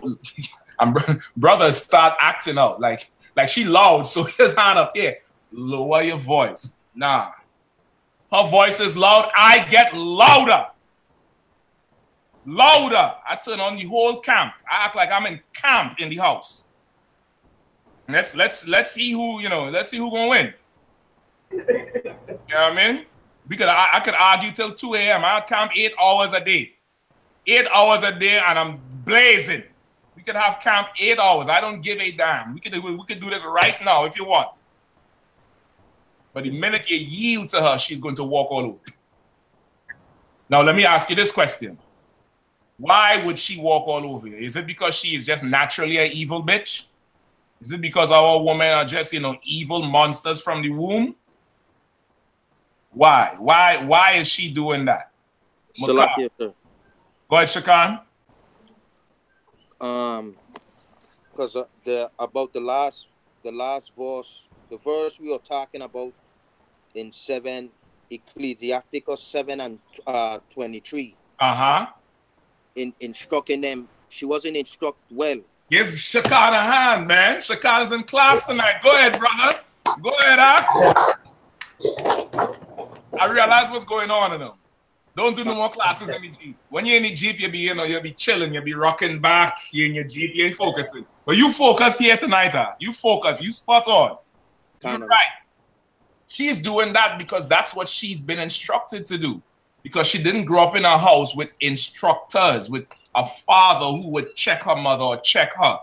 So she, the first loud person, talked to her. Why you hate me? Why are you talking to me like that? Bitch, if I check you, it's not because I hate you. If I just hang up the phone and never tell you shit, that's when I hate you. The fact that I'm checking you means I love you. You get the point? So of course, what she grew up with is seeing her mother slap her father in her head. You so stupid. You ain't shit. You this, you that. And of course, you come now she, you know, she young, she 22, 23 in the prime, everything up. Nothing falling, everything up. The tail up, the chest up, her head looking good. You get seduced, and she tapping you in your head now. Now after work, you going on the block and hanging out till 2 a.m. Niggas sleeping on the block. Say they like going, no, we only going, man, let me buy next wrong. Everybody thinking you buying beers because you generous. This ain't got shit to do with generosity. You don't want to go home because there's a dragon in your house. You get the point? Don't give your spirit over to her. She grew up in the world. The white man told her to treat you like shit. If you allow it, you're going to be her doormat for life. All right? But yeah. As you're on that topic, sir, just over the last weekend, I called Makwa Kabal and Officer Galawan and was telling them that I neighbor by my mother, the wife was pelting the husband and the children was stand up watching her. Yep. And he frightened her to come back home. He had to walk out the room for hours. Of course. He have to. He have to. And of course, our society will laugh at him and glorify the woman. Boy, you a punk, you a pussy, you're scared, but look at this, she running the house. Girl, you good, yes, you running that man. You rule things. You a boss bitch, you this, you that. When it's supposed to be the other way around. And this is just a sidebar. Half of y'all who grew up with no fathers and grew up learning to hate your father, he left because of the sake of his manhood. Rather than be in a house and be belittled in front of his children, he rather not know you because your mother was such an evil dragon. You understand? It's not because he didn't want to be there, but he wasn't instructed growing up, and he's been constantly disrespected. And in most cases, the only way a man in the world can get respect is to do what?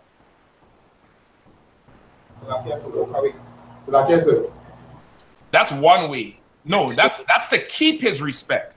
To keep himself when he walks away. To get respect, a brother in the world does one thing. Come on now, my God. Beat this shit on the woman. He gonna swing her jaw. Jeez, I'm good. You understand? He gonna swing her jaw because he just don't know no better. He don't understand. He hasn't been taught. You understand? It's a whole cycle that we caught up in, and we destroyed because of it. You get the point? All right, so let's get back on it now. So it's telling you, don't be weak up under your woman. Don't do that. All right, keep going. Okay, verse 3. Meet not with an harlot, lest thou fall into her snares. Right? Don't meet with a whore, because you are going to fall into her trap. Why is that? What does a whore know? What does she know? What is she good at? God damn.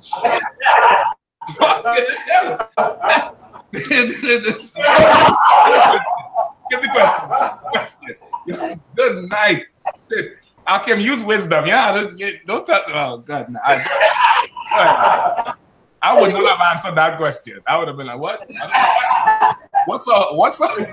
I'd have been white overnight. What's a whore?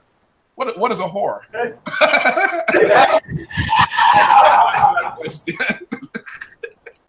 All right, no sweat.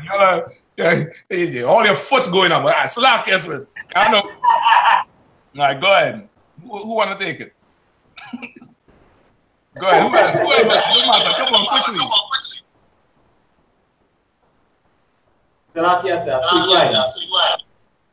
She know how to grind. She know how to, she knows how to please men. You understand? She knows how to please men. That's why she sees your man more than you. You understand? You all can learn a thing or two about them hoes. You get it from them hoes. You learn some skill from them, just use it on one man. But this is what I'm saying. She knows how to please men. She knows how to please tall men, short men, fat men, skinny men, men with no legs, white men, black men, Chinese men, Indian men. Give me some more. She know how to please. She know how to please Bin Laden and the Pope. Now you going up in there with your Gucci shoes and your Prada belt and your little Gavinci backpack looking like a little sodomite, and you walk up in there and you pull up like you's the man because she have a fat tail and the titties outside and the nipples pierced and everybody knows she bad, and you going up in there and you feeling proud because she meeting you. Brother, you getting played. She done seen your type since she was 13. He knows you more than you know you. And when she talk to you in that tone of voice, and then the phone gonna ring, and she gonna put the phone away and lean in more and gaze straight into your face, and you gonna be like, oh shit, she ain't answering the phone for me. She must like me, nigga. She did that to 2 niggas the morning before she met you. You understand? She knows you. And if you meet with a whore, she is going to get you to have sex with her, and then she's going to own you. Get the point? Once again, don't be weak under a woman. Come on, your card. Like I said. Go ahead. She knows how to stroke your ego. In more ways than one. Tawada. Salakia. Right? Keep going, Galawan. Verse 4. Use not much the company of a woman that is a singer. Right? Use not much the company of a woman which is a singer. What does that mean?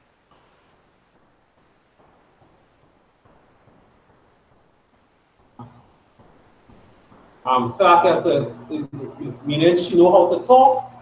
Basically, just think like a woman who could sing. Just think of your favorite female artist, whoever you like, whether you're a Whitney Houston man or you're Tonya Stevens man or you're what's Bungie Garland woman name? Fair Lions, whether you like that. Now imagine there's a woman that she talking to you, but you were hearing a sweet song. Brother, you in her company, before long she get you to shave your face. She gets you to shape up, and you in church crying like a bitch. Oh, Jesus. Crying because of her. You understand? Now, understand it well. Something you might know. Lionesses hunt. Which means they study, they pray. They look at you. They look at Sawap. He tall. He play football, like he sports, he a little gold teeth, he little fly. She gonna buy him a Clarks and tickets to see Ronaldinho play. You understand? And buy a Brazil shirt with Sawapia Allah on the back and come to you. Not that shit. So I'm gonna be like, and she like football too? And you'll kill you dead in your mind. She like what you like. No, nigga, she want what's in your pants. And she wants it more than what you think. You get the point? She'll go through great lengths. Remember Tamar, what Tamar did to Judah. Tamar knows she was going to get Judah by the hook or the crook. And she did it. Get the point? Once again, all these are steps to just, brother, don't get taken. Don't get, overwhelmed. Y'all remember when Bungie Garland just came out? How he had the dreads. He had the Asylum crew. Those of you all don't know, Bungie Garland is to Trinidad music what 50 Cent was to hip hop. Right? For Bungie Garland, everybody was gay and happy, just doing whatever. Bungie step on the scene with all the masculinity in the world and just change the whole goddamn game. Come in with his own gang, had other men singing, had sisters singing, never get naked, never get, bareback in a carnival band. Married some girl, cut his dreads, wearing a mohawk, bareback all now. And he ain't singing one song about the ghetto. When Bungie just came out, he was talking about poor people problems, the ghetto. Now it's just, I don't know. You understand? You ready? Gave your spirit over to her.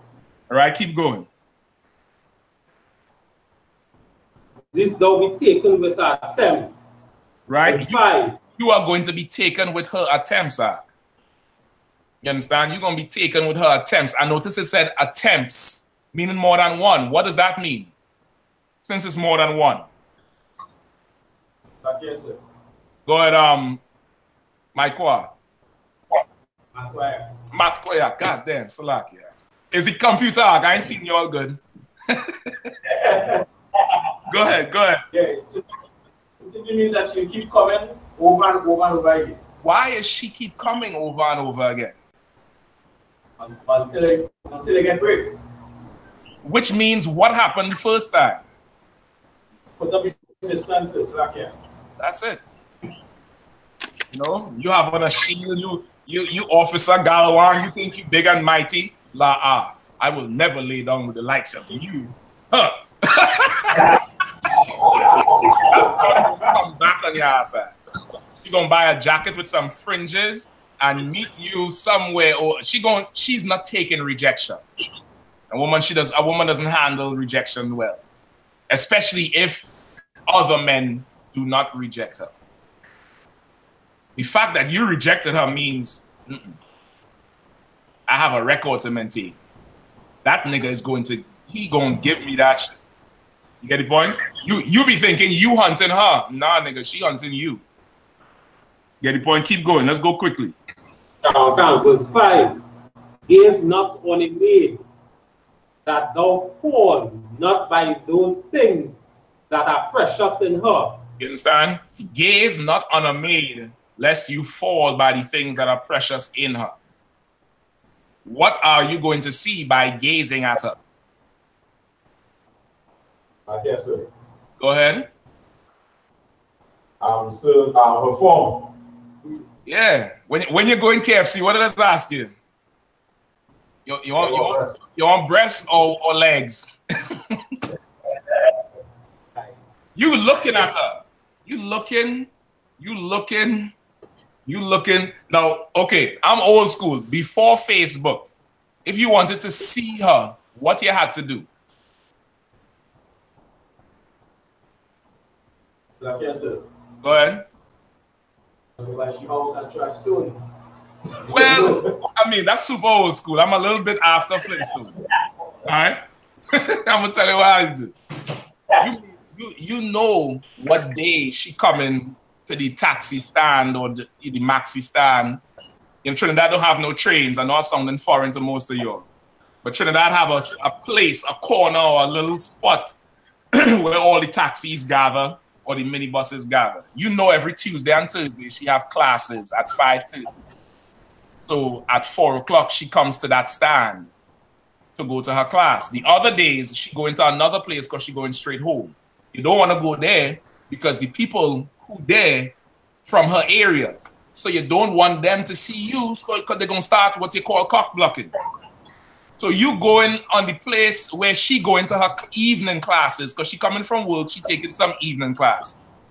And all of a sudden, if you have some game, you're going to buy a folder and jump in the same maxi with her until, you're going to go walk up and talk to her first, but you ain't going smack. You want to start, traveling, moving, walking, and you're going to be acting like you go in the same school and you talking to her and she swear you in the same class or school with her. Brother, but you just trying to be able to look at her and see her and talk to her. You get the point? Now we have Facebook. So guess what they could do at 2 o'clock in the morning? Like, man, she bad. You're doing this thing here with your fingers. What does this mean for all you Facebook junkies? Make it bigger. Make that shit bigger. You like, ooh wee. Facebook Messenger. Shalom, princess. Shalom, daughter of Zion. Send. Oh, the 12 tribes is so beautiful. You wear your skin so nice. Send. You didn't spend the last 45 minutes watching all her pictures. Now, does she ever post pictures first thing in the morning with dribble coming down here and her hair all messed up? Does she ever post pictures after, you know, sweating from laundry and folding up the clothes, looking like a hot mess, but the clothes looking good? What do all her pictures look like? I'm gonna help you. Drake, sing it. You gotta get them angles. No. Angles is all about the angles. She's posting the pictures to trap you because she know what you're looking for. So she making sure the angles catch what she's looking for. How y'all like my hair, but it's angled down so you can see the little hump in the lower back. Showing you to the hair, but you bypassing the hair and you's like, damn, she fat. She's setting the trap for you. You gazing at her pictures. Listen, I'm gonna give you a solid piece of advice. For, you know, we in the age of information. If you want to survive Facebook, use the unfollow button. You know, you just use it, Ark. You know what I mean? If you're savage like me, just never accept no requests. Half of y'all think I'm just some monster. I don't talk to nobody. Nah, I just don't. I ain't got time for it. But if I do accept the request, I just hit unfollow so I don't see shit you post. Lest someday I'm looking through and be like, oh shit, hey Salaki, sir, General Muhammad. Yes, sir. There's Salaki, so I could get I like to put in a request for this broad right here. Mushak, have you ever talked to her? No. So where you see her before? On the internet? General Salaki, she's bad. And you know, then General Muhammad would begin to laugh me to scorn and explain to me the wiles of a woman. You get the point? You're gonna get caught by looking at her so goddamn much because she is beautiful to look at. That's the thing about it. You understand? She knows she bad. She knows she bad. You know she bad. She know that you know she bad. Brother, you lost. You ain't even winning the game. Don't allow yourself to be that trapped in there. You get the point?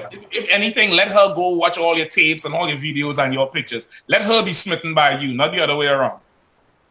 You get the point? All right, let's keep going quickly.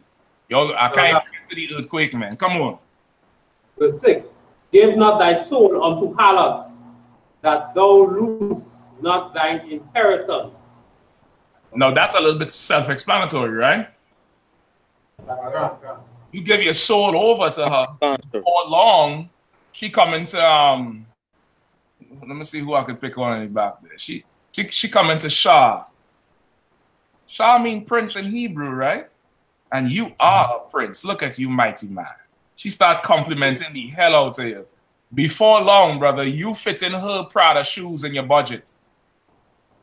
Yeah, you making your budget for the month. Okay, I had to pay tithes, I had to pay the phone bill, I had to get shoes for Bay. Yeah, I mean, I'll put half the price of the shoes now. Let me see. If I make 2 overtime next week, I could afford it.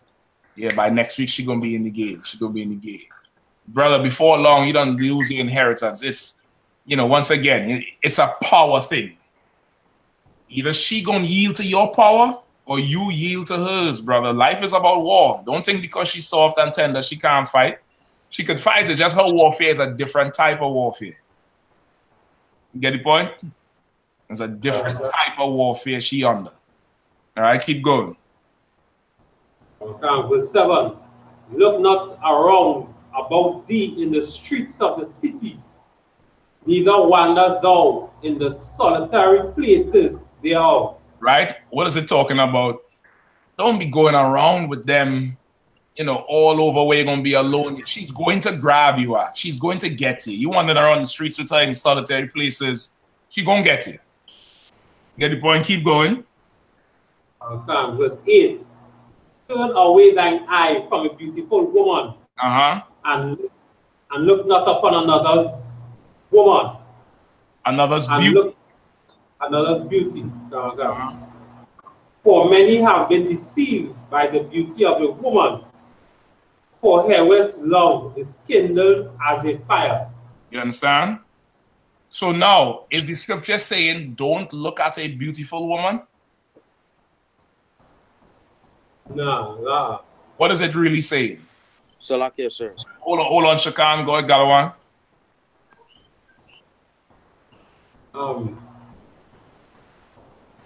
Just saying, be cautious, be aware, make sure she's not a harlot. That's true too. Something else.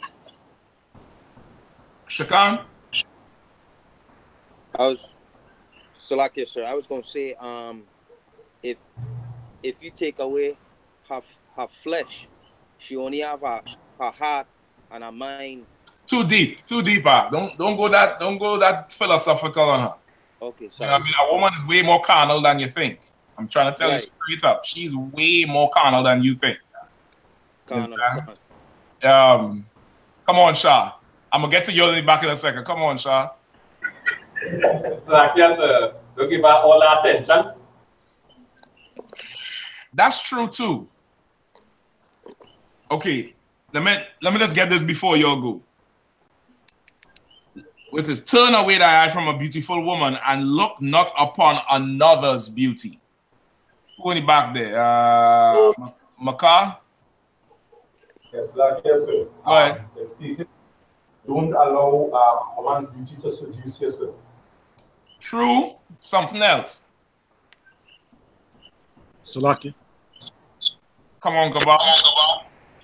Turn away thine eye from a beautiful woman. Don't look only at the beauty of her exterior, and look not upon another's beauty. Is that talking about she should be looking at you, like in that sense? No. Who else in the back? Baya? Another's beauty is talking about another man's woman. Yes.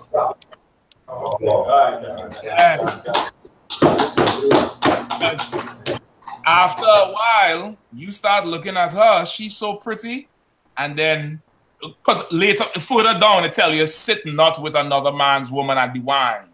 Because why? What's the custom in Trinidad? Friday evening, she drinking with her work husband or her work boyfriend, and she telling him how horrible you are. I don't understand him. He with this Hebrew Israelite shit, dressing all funny, talking about the white man's the devil. He ain't got no more time for me. And then he's like, so wait now. He started asking the Dr. Phil question. He's like, oh, he ain't got no time. He cocked back the Heineken. So what you telling me? He ain't handling the business no more. He ain't had time for that. And she's like, well, all I'm saying is, you know, the bed ain't making no more noise. She says something smart and everybody laugh. And he's like, okay. Get the point? Planning. Look not on her, turn away from her beauty. If she's so bad, brother, that you can't help yourself, stop looking. Stop looking. If you realize this is you, this is what you this is the type of woman you like, and she's that bad, stop looking at her. What the eye can't see, finish more. The heart can't grieve. Don't look at her that much. And definitely do not gaze at another man's beauty. You get the point? You get what I'm saying? It's not saying don't gaze on a bad broad. But if this broad is getting you to compromise your manhood, you might not want to watch her no more. You understand? This is what you need to do. Pray to the Lord for strength and masculinity. And make it so that she cannot look at you because she's just compromised by looking at you. Not you compromised by looking at her. You get the point? Walk in a room, listen, I feel like I walk in a room with the baddest broad, she's going to get nervous, not me. Salaki. You know what I mean? Salaki. Thanks to the Lord and Commander GEN.YAHANNA, brother. Listen, I prayed for the Spirit. I think I got it. I think I have it. Get the Lord a hand. Get the Lord a hand for that shit. But thank the Lord, brother. Let her be the one antsy and uncomfortable and, you know, grabbing her friends. Some of your women know it. Brother walk in the room, you start scratching your friend hand. Look he's there. And tapping your friend all hard. Look him there. Yeah, all right. No problem. I know. Yeah, I got you. No sweat. Go ahead, no problem. I understand that. I get you. You have that right. You a woman, you could act like that. I'm not acting like that for you. I'm not going to be like, there she go. Oh shit. I straight. You remember that in the world? How I looking on point, and your boys on them, yeah, killer, you're good. Damn that, man. Let her get uncomfortable, not me. Shit. Get the point? I'm the prize. Hell. You figure out how you gonna approach me. Shit. Because if I walk across there, it's the lion coming for the kill. Salaki. I ain't coming to the bullshit. Right? How Rakab just said, you must be mistaken. I didn't come to ask, I came to take. Right? So you get the point, Galwan. It's talking more about that. Okay. All right, that's what it's talking about. As you read down more, it's talking about not sitting at the wine with another man's woman, that type of thing. Okay. Right? You good? Kind of. Yeah. That the fourth part of the earth, that just means the whole earth. Yeah. Revelation. The fourth part, it means the whole earth, or, you know, it's like saying even until the end, or the furthest parts. Meaning the parts where things don't get to. I'm going to give you a good example. The fourth part of the earth could be considered sea lots. You get the point? A place where things don't get to, it don't make its way to. You understand?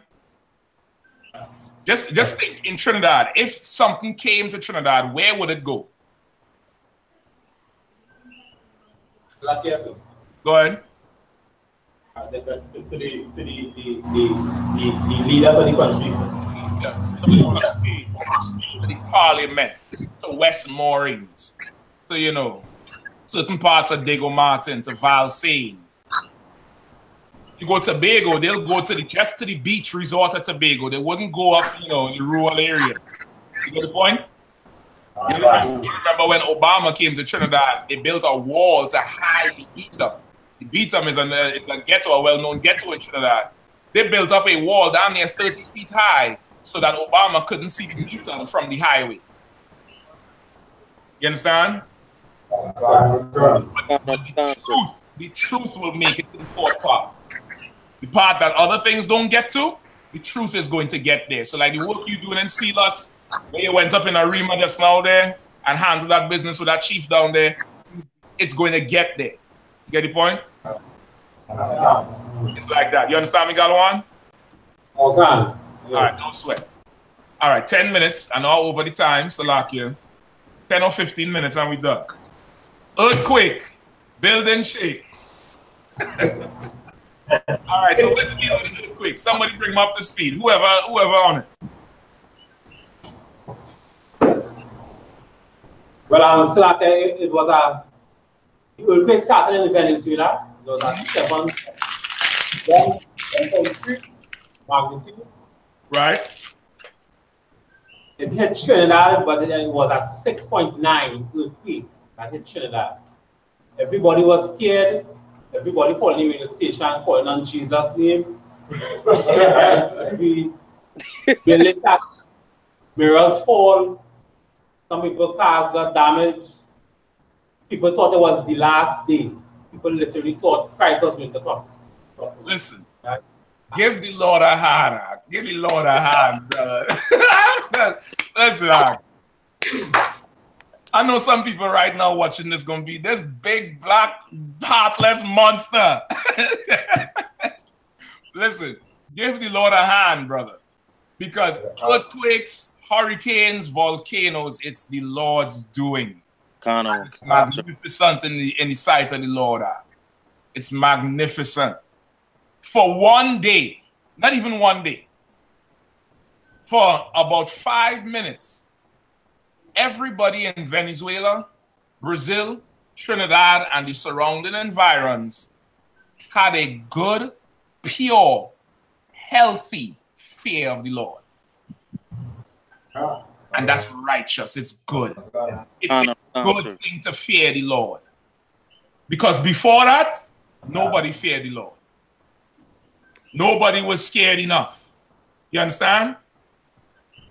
Nobody gave a damn. I seen a video, the supermarket's shaking, the shelves collapsing.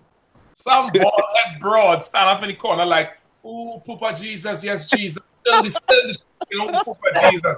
Poopa Jesus. That old Benjamin thing to say, Poopa Jesus.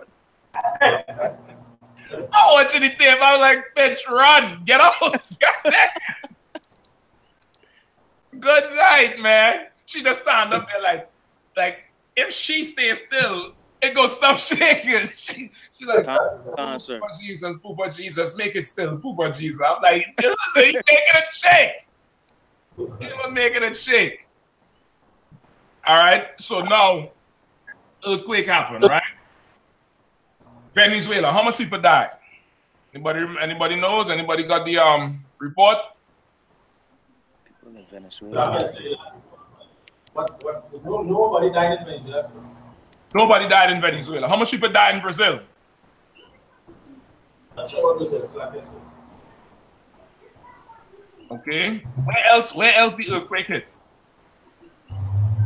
So like I said, I think it went up parts of the Caribbean. That's what I heard. I heard Barbados. Barbados got it. I think as far as St. Lucia. Wow. Right? Okay. I think St. Lucia got a little shake too.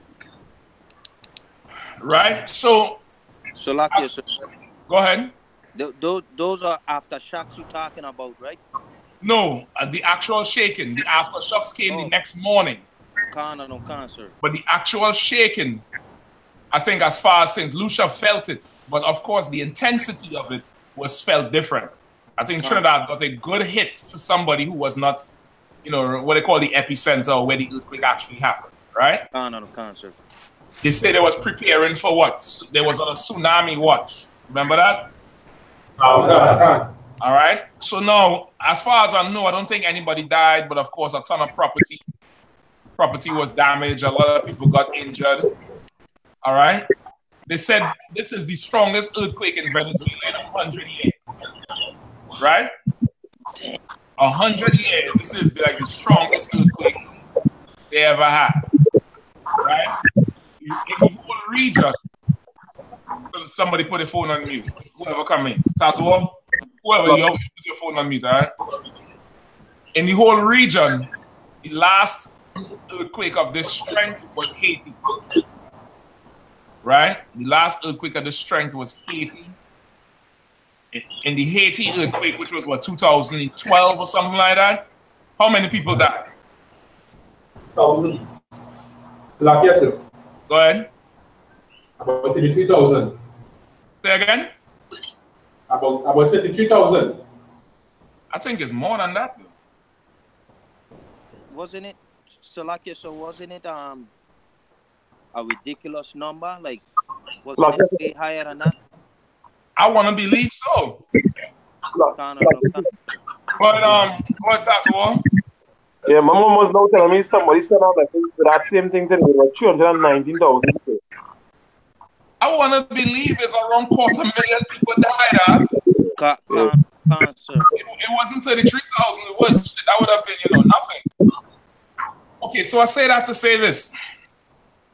Okay, now, 250,000 people died in the Haiti earthquake, which was about 7.5 on the Richter, which wasn't too far off of what Trinidad and Venezuela just experienced. Of course, Haiti's earthquake hit Haiti proper, and it lasted for, I think, 45 seconds. Right? The shake that Trinidad felt was maybe, what, 10 seconds, 12 seconds of shaking? Right? And it cracked floors. Who it was, Mathkoyak or Galwan? One of you all sent me a video where one of the islands up to the north damn near broke in half and fell into the sea. Right? And that island is closer to Venezuela. But nobody died. Right? So now, nobody died. What is people in Trinidad saying? Sweet TNT. Oh Lord, Trinidad and Tobago. Lord help the people on that. A lot. What is people saying in Trinidad since the earthquake? Like yes, sir. Go ahead. God is a Trinity. Say it one more time. God is a Trinity. God is a Trinidadian. He loved Trinidad too much to destroy it.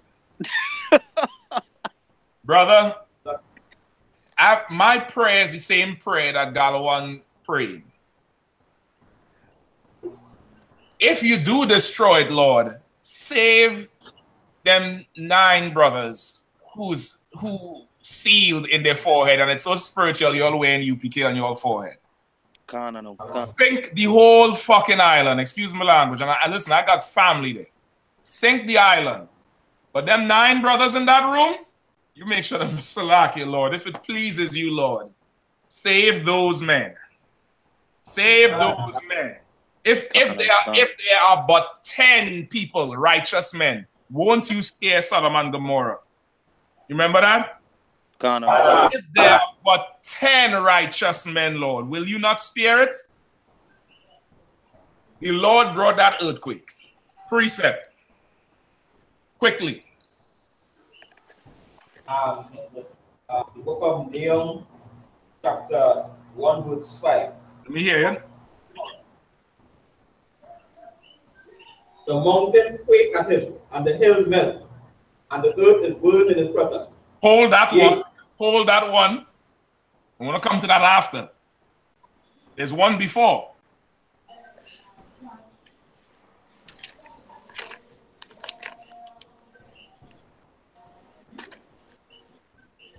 What do I want? Give me Amos 3 and 6.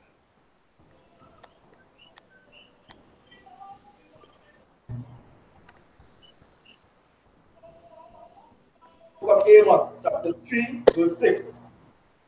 Shall a trumpet be blown in the city, and the people not be afraid? Shall there be evil in a city, and the Lord hath not done? Now, everybody swear the earthquake was, it was something bad. If the earthquake had flattened buildings and killed people, it would have been looked at as something bad, right? Right? And of course, if according to Trinidadian people, simple as they could be, God is a Trinity, so he did not destroy Trinidad. He loved Trinidad so much. If there's evil in the city, the Lord did it. The Lord wanted to shake Venezuela and Brazil and Trinidad. He wanted your grandmother and your grandfather and your auntie and your uncle and your sisters and your ribs and everybody to grab the walls and beg it to stop shaking. That's what he wanted. He wanted them to fall to their knees and for 10 seconds fear him as the most high power. That's what he wanted. You get the point? God ain't your Christian preacher. God ain't gonna plead with you. You understand? He ain't gonna plead with you. When he come to visit you, he's not coming as a man. Shall there be evil in the city and the Lord hath not done it? The Lord shook Trinidad. He shook Venezuela. He shook Brazil like he shook Haiti. Now, if you saying God is a Trinity, he loved Trinidad so much that he ain't kill nobody, what does that mean about Haiti? And Haiti is the same people. What does that for the Christians who saying that in Trinidad? Because there's only Christians who saying that shit. Yes. What does that mean about the people in Haiti? Who's that? Barya? Okay. Go ahead. That the people in Haiti are evil. That the people in Haiti are evil and God must hate them. Right? Right or wrong? That the people in Haiti had to be the evilest bastards in the world, and then God must hate them. Right? He must love Trinidad. He must love all the faggots that was in Carnival jumping. Listen, Galawan sent me a video Carnival this year, a faggot is on a tomb in the cemetery going buck wild up with you know, the leather and the bondage costume with the dog chains, and he going twerking on the top of the tomb. Just like the madman from the book of John. Yeah, God love all of that shit. God love all the drug dealing and the killing and the raping. Forget about rape. And Trinidad just had a rape crisis, what, last year? That I think they're still raping somebody else. About 3 men driving around in a car that's picking up girls and raping them 12, 1 o'clock, 2 in the morning. Just recently. God love all of that shit. He would shake the whole place, but not harm none of that. Maybe he just trying to wake your dumb ass up.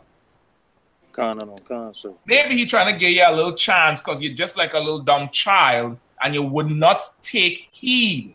You didn't see what he did to Haiti in 45 seconds? Killed 250,000 people. What's the population of Trinidad?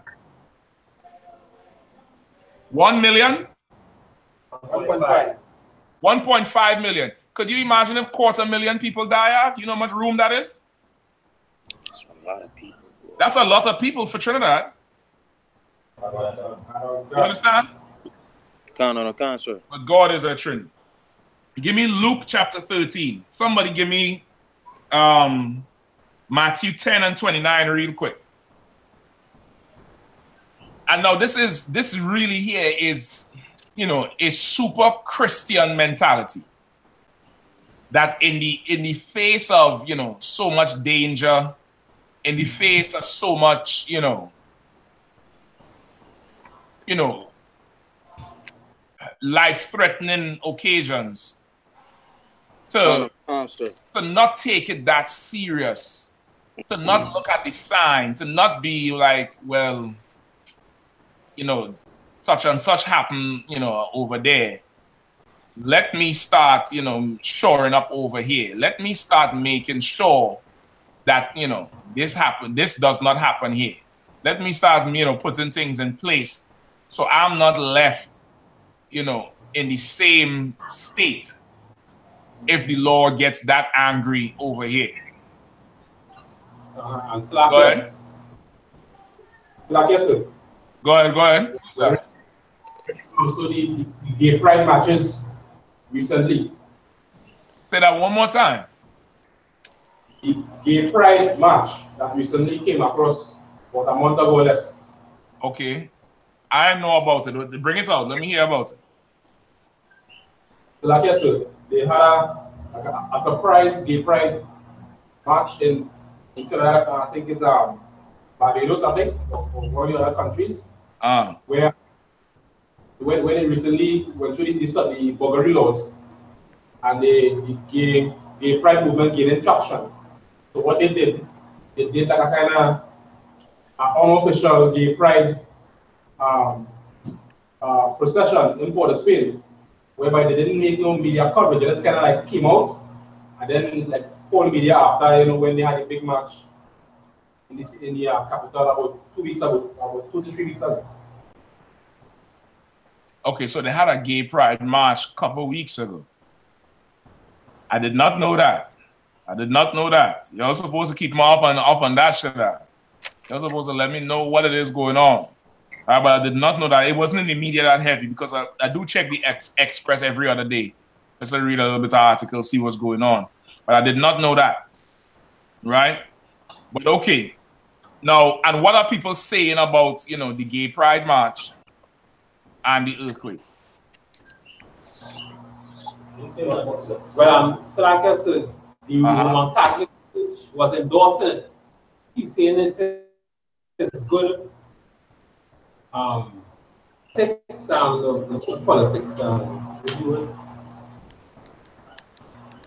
they have to express their rights. It's good that they their rights. The Lord expressed his right to shake the island. The Lord exercised his freedom of speech last week. And he commanded that the mountains shake. Give me that precept. Who had it in Nahum? If the faggots, the homosexuals, the sodomites, right? If how Bounty say the lesbian, the bisexual, trisexual, if they have their rights, then the Lord has his rights. If they protest, then the Lord could protest too. Right? Give me that precept in Nahum you was holding real quick. Book of Nahum, chapter 1, verse 5. The mountains quake at him, and the hills melt, and the earth is burned at his presence. You understand? The Lord visited Brazil and Venezuela and Trinidad and whatever other islands felt it. The earth trembles at him. You get the point? Don't let nobody off the hook with that wasn't of the Lord. You know, the scientists coming out now, the seismology and this and that. Nigga, the Lord shake the place out.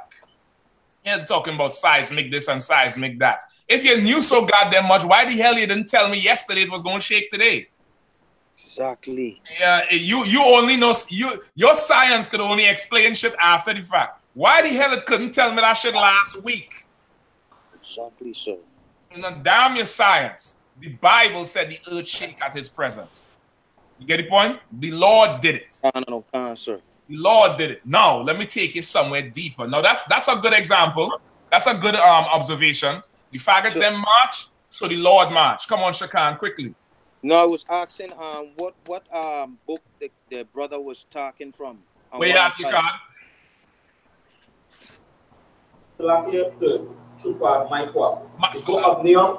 Salakia, brother. I mean to I mean to give away your bad precept, your bad man precept to your card.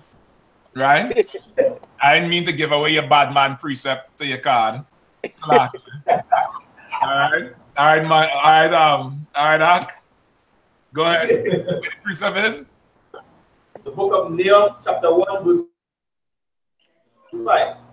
1 and 5. All right, Shakan, you got it? Cancer. Right? The Lord did it. The Lord visited the place. Now, it's a good observation. Come on. Would a good precept be Isaiah 45 and 7 as well? Yes, read it. Come on. Come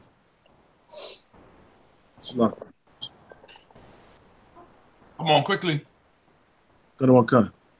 Isaiah 45 and verse 7. I form the light and create darkness. I make peace and create evil. I, the Lord, do all these things. Damn right. Damn right. I create peace and do evil. You understand?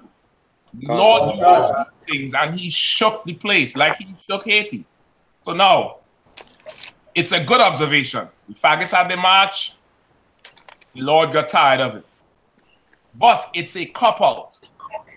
Now, look, this you'll only hear this in the Israelite school of UPK. You'll only understand this in the Israelite school of UPK. To a Christian, the Lord shook Brazil, Venezuela, and Trinidad because of the homosexuals, right? He didn't shake Trinidad because of the Catholic Church molesting everybody for the last 200 years, right? He didn't do it because of that. Nah, that's homosexuality is a bigger sin than that, right? He didn't shake Trinidad Galawan. What the Native Indian chief told you about how they became Catholics? That for 200 years, there was forced into it. It was Christianized. Said it was Christianized. Now the chief talking to Galawan, and he's trained, of course, to be politically correct. The tape will be out soon if you'll hear and see it. The chief told Galawan, while we acknowledge that the way they did it wasn't all the way right, you know, what they did, the means by which they did it, you know, it could have been better. They didn't do it the right way. But he's being politically correct. But he does acknowledge that they were brutal. They were brutal to, you know, the Taino Indians, the you know, Gad, Reuben, Manasseh, you understand? Ephraim, you get the point? He acknowledges that 200 years ago, these Spaniards came and was brutal. He didn't shake Trinidad because of that. To the Christian today. The Christian today is blaming it on the faggots. So if we blame it on the faggots, guess who gets away? the priest who molested the children, the drug dealer, the crackhead, the man who having sex with his homie's woman right now as we speak in this class. He gets away. Everybody who in Carnival, everybody who in Islam, everybody who in Christianity. Give me some more. The whole house, everybody who paying some little school girl to go have sex with them 12 o'clock in the day. They all get away because the faggots is the scapegoat. And by no means am I giving the faggots a pass. But I do understand that ain't no one sin greater than the other. What does the scripture say? James, the book of James. You have sinned, you have broken one, you have broken all. You understand? If the Lord shook Trinidad because of the faggots, he also shook it because of your Christian mother. He also shook it because of your Baptist father and your Muslim uncle and your cousin, your drug dealing cousin, and everything else that's wrong. You understand? You get the point? Come on, your card. Yeah. Go ahead. I was a pastor friend of mine. A union meeting, and you went up to the Prime Minister's office and he prayed, and he said he was praying that that God will shake the place now. I know that he would give him results. And he was like, you see God answer, shake the place. You pray for him to shake the place. Yeah, whatever. That don't mean listen, that don't mean nothing. Caiaphas, who was a high priest, he was an Israelite, but he was a high priest. The scripture said he prophesied unknowingly when he said, what if one man's death would save the whole nation? They was plotting to kill Christ so they could keep their seat. But unknowingly, he prophesied that Christ's death would affect the whole 12 tribes. So shit, if some preacher last week says something and it happened, it don't make him a man of God. You understand? It don't make him a man of the Lord. Listen, in my short time in the truth, I've heard brothers say things and it happened the next week. I've heard brothers, I've seen brothers make calls for counsel, and then a general is in the room, and a general is over here in the a brother in he on the phone with his woman or something arguing. The general in the room, and the general he's hearing the shit, and he just, brother, she's lying. And it's almost like the general hearing the whole thing, but he's able to see it. You get the point? I've seen that. I know them is men of the Lord. You understand? Now, give me Luke chapter 13 and 1, quickly. Sir. Go ahead. A Catholic church in town, during the earthquake, the cross fell off the roof. Most High in Christ. Give the Lord a hand. Yeah. Give the Lord a hand. Give the Lord a hand. That's good. You should have go take a picture of it. You should have go take a picture of that shit. And it's glorious. I remember a few years ago, they had an earthquake in D.C. that rocked D.C. so hard, the monument cracked. Them devils couldn't, the monument, that big, tall, iron, concrete penis that go up in the sky? That's what it is, a phallic symbol. It's like 500 and something feet high. Brother, these devils, I don't know what's wrong with them. They got an elevator that go all the way to the top. I ain't never went sightseeing in D.C., and I probably never will. But if I do, I sure as hell ain't going up in that shit. I sure as hell. Brother, the whole thing was off limits for about 6 months or 8 months because the monument cracked. Cracked with that last earthquake. So it's good that cross fell. You understand? It's good. It's good. Go ahead. So what they're doing right now, they check the whole building and the estimate is $17 million to repay. Good. Good. The same thing happened in D.C. I ain't lying. The National Cathedral, all them gargoyles they be having, the stone gargoyles fell with that earthquake.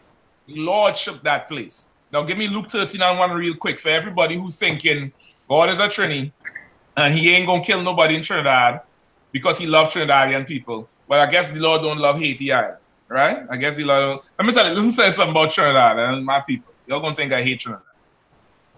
Some of the most simplest people in the world. During the 1990 coup, y'all gonna think I'm lying. Y'all know the coup, right? When people was getting killed and, you know, they overtook the government. What was happening? Anybody knows? Go ahead. Private parties. Listen now, look the video of it right here.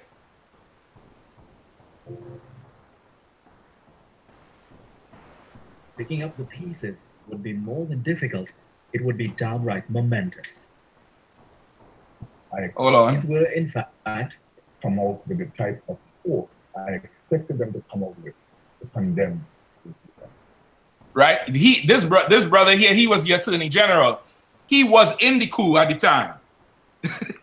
he spent a whole week with an AK-47 pointed at his head. And he's saying he expected the Trinidadian people to come out with more force to condemn the coup, the overthrow of the government and people dying. The leader gets shot, the prime minister gets shot in his leg. This is what Trinidadian people was doing in the middle of the coup. Meanwhile, I.S.U.P.K, under the pretense that he's doing it for poor people and to make poor people life better, this is what the people life, who he was trying to make better, was doing. Trinis were, in fact, partying. Curfew fetes, as they were called, were regular occurrences. And even though there were citizens who suffered indirectly... Look up, boy!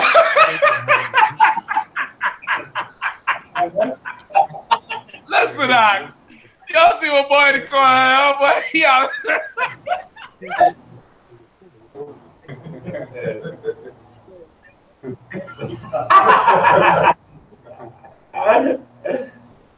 Brother, listen, this is cricket wicket. This is right across by the Queen's Park over.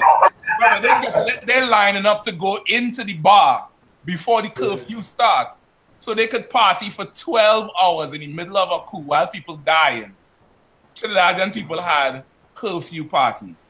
Listen, I think it was Trinidadians who started the damn party when Moses went on the mountain. I'm trying to tell you. Moses come back down. Joshua saying, hold on, what's going on? Somebody attacking the camp? Moses saying, nah, them Trinis partying. Tell ya. Listen, I guarantee you by next week they're going to have an earthquake party. I guarantee you next year for Carnival, somebody going to come out with an earthquake song about shaking the place. It's a Christian thing to do. Super Christian, just to dance and sing sorrow away. And okay, this is the Attorney General. Oh boy, look at your boy here. Look at him. Oh boy. Now, listen, I ain't have nothing against a good party, but brother, you're supposed to be making sure, you know, people have things to eat, making sure nobody's house get robbed, you know. You're supposed to set up your little garrison, protect the place. Brother, they're partying in the middle of hell, which is, you know, I ain't just putting it on Trinis. This is an Israelite trait. This is all through the 12 tribes where we not, you know, we don't have the spirit of the Lord that in the middle of chaos to organize. You understand? So somebody was saying, Salakia? Go ahead. They already had an aftershock party. Get the hell out of here. Yeah, can. Already had an aftershock party. Aftershock party. Brother, read the scripture. Salakia. Give me Luke 13. You don't understand. I'm trying to tell you. I'm trying to tell you. I'm telling you, a Benjamin from Trinidad was the one building the car. I'm joking. I'm joking. I don't go teach that shit. Our people we'll party through anything. Right? Go ahead. Give me Luke 13. The book of Luke, chapter 13 and verse 1. There were present at that season some that told him of the Galileans, whose blood Pilate had mingled with their sacrifices. Right? And now, the Galileans, what happened is the brothers from Galilee, they was at the altar. I think they was having a Sabbath service or something. Pilate sent men to attack them. And while in the middle of the service, the men kicked in the door, came in there and killed everybody on the altar. You understand? So while the men were doing the work of the Lord, they got killed. That's why you say Pilate mingled their blood with their sacrifices. Right? So now, if you hear something like that, in your mind, you're going to be like, them men had to be wicked above wicked for the Lord to allow the Romans to come in there and kill them in that way. You get the point? So read it again from the top up. Book of Luke, chapter 15 and verse 1. They were present at that season, some that told him of the Galileans, whose blood Pilate had mingled with their sacrifices. You understand? Their pride got in the way of their judgment. They was like, listen, man, you know, they had to be more, they had to be the wickedest niggas for the Lord to allow them white people to come in there and kill them, right? Haiti had to be wicked. God must not love Haiti if he loved Trinidad and never let a hurricane hit and never let an earthquake hit, right? God is a Trini, right? But he's not a Haitian. That's what you're saying? Keep going. And Jesus answered, saying unto them, suppose ye that these Galileans were sinners above all the Galileans, because they suffered such things? Right? Now, suppose ye, I guess you thinking that Haitians is super wicked, right? What was people saying about the Haiti earthquake? When they hear 250,000 people die. What people were saying? Salakia, sir. Go ahead, Shakan. They were saying all kind of stupidness, but they've been doing too much black magic and voodoo and all that bullshit. Voodoo, yeah. You see, it's that voodoo, all that chicken foot and powder. Yeah. You know, the Haitians, they're too wicked with that voodoo, right? They're too wicked with that shit, right? They were more wicked than anybody else. They're more wicked than them priests molesting them children in your very church. They're more wicked than that. They're more wicked than the time you put your hand over that sister's mouth and told her shut up while you forced yourself on her. They're more wicked than that shit, right? With all the raping that going on in Trinidad. Right? They're more wicked than that. Suppose ye that these Galileans are more wicked than everybody else because more of them die. I guess that's what you're thinking, right? Keep going.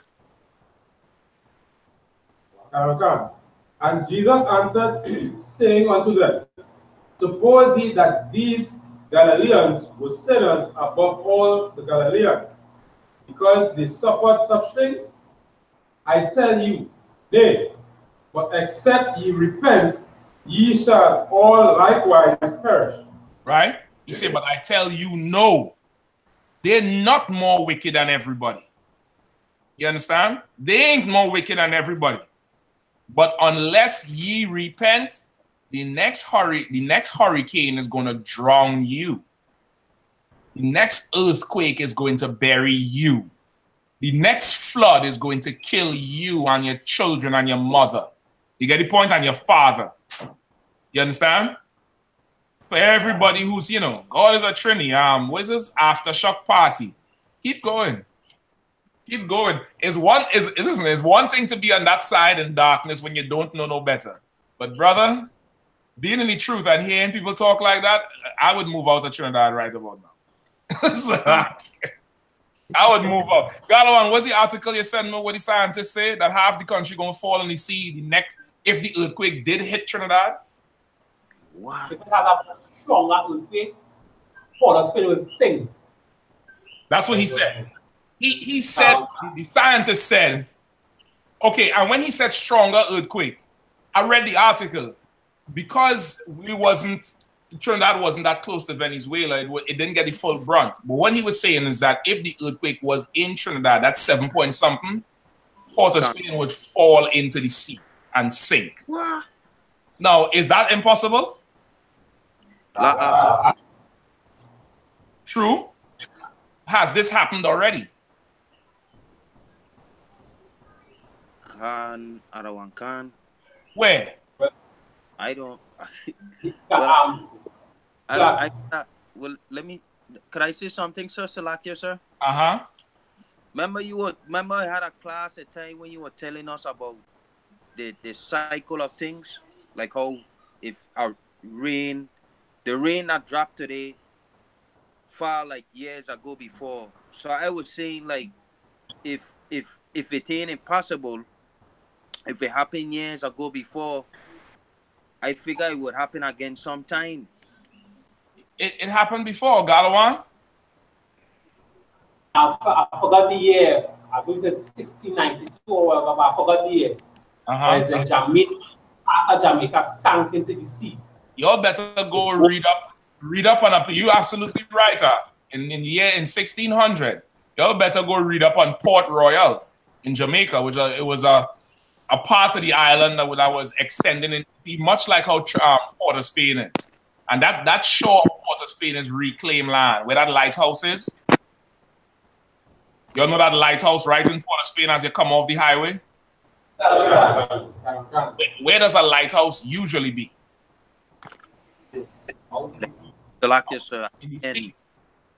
In the sea. There's a lighthouse in the city. What is that telling you about the city? That land belonged to the water. That was reclaimed land.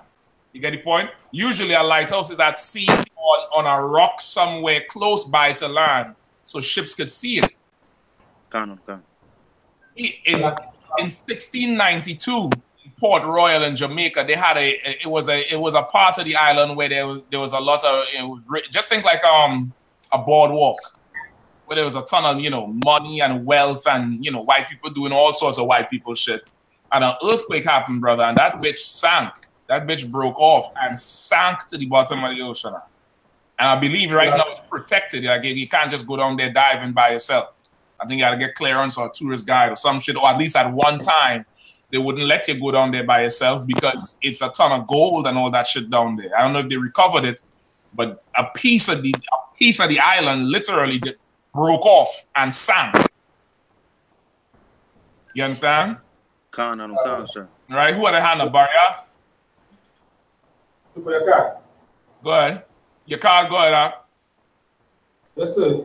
I think they're saying that same Port Royal, it was a famous pirate port, right? Evil that was being done by the pirates and the whole promiscuity surrounding pirates. They said that caused that place to sink. Same Christian thinking. Pirates don't go where there ain't riches. Get the point? They ain't just going there for the good beer. You understand? It was a port that was, it was famous. The Europeans then took it and made it into their little, place of fun. You know what I mean? A place where everything goes. And brother, an earthquake happened and that bitch sank. Go ahead, Gabar. When you look it up, it says that the city was known to be a wicked city, full of debauchery. That's what I wanted to read. That's why I said look it up. It was full of debauchery, which is the white man's word for hoeing. It gonna give you a ton of pretty language, debauchery. All this full of debauchery. It was full of snorting and hoeing and faggotism and sodomiting. In other words, it was Christian. You understand? It was Christian and it broke off and sank into the sea. You listen, you tell them brothers, yeah, you always scared, you all better come into the truth. You all better come into the truth. The Lord is ready to roll on this place. You think he ain't ready to roll? He ready to roll on this place, but like Abraham prayed for in Sodom and Gomorrah, Lord, if there are but 10 righteous men, will you not destroy this city? Right? Give me that real quick. Give me Genesis, what, 19 or 20? Maybe 18. Quickly. Last one. Go ahead, Shakan. Somebody was saying something? Sir. All right, go ahead.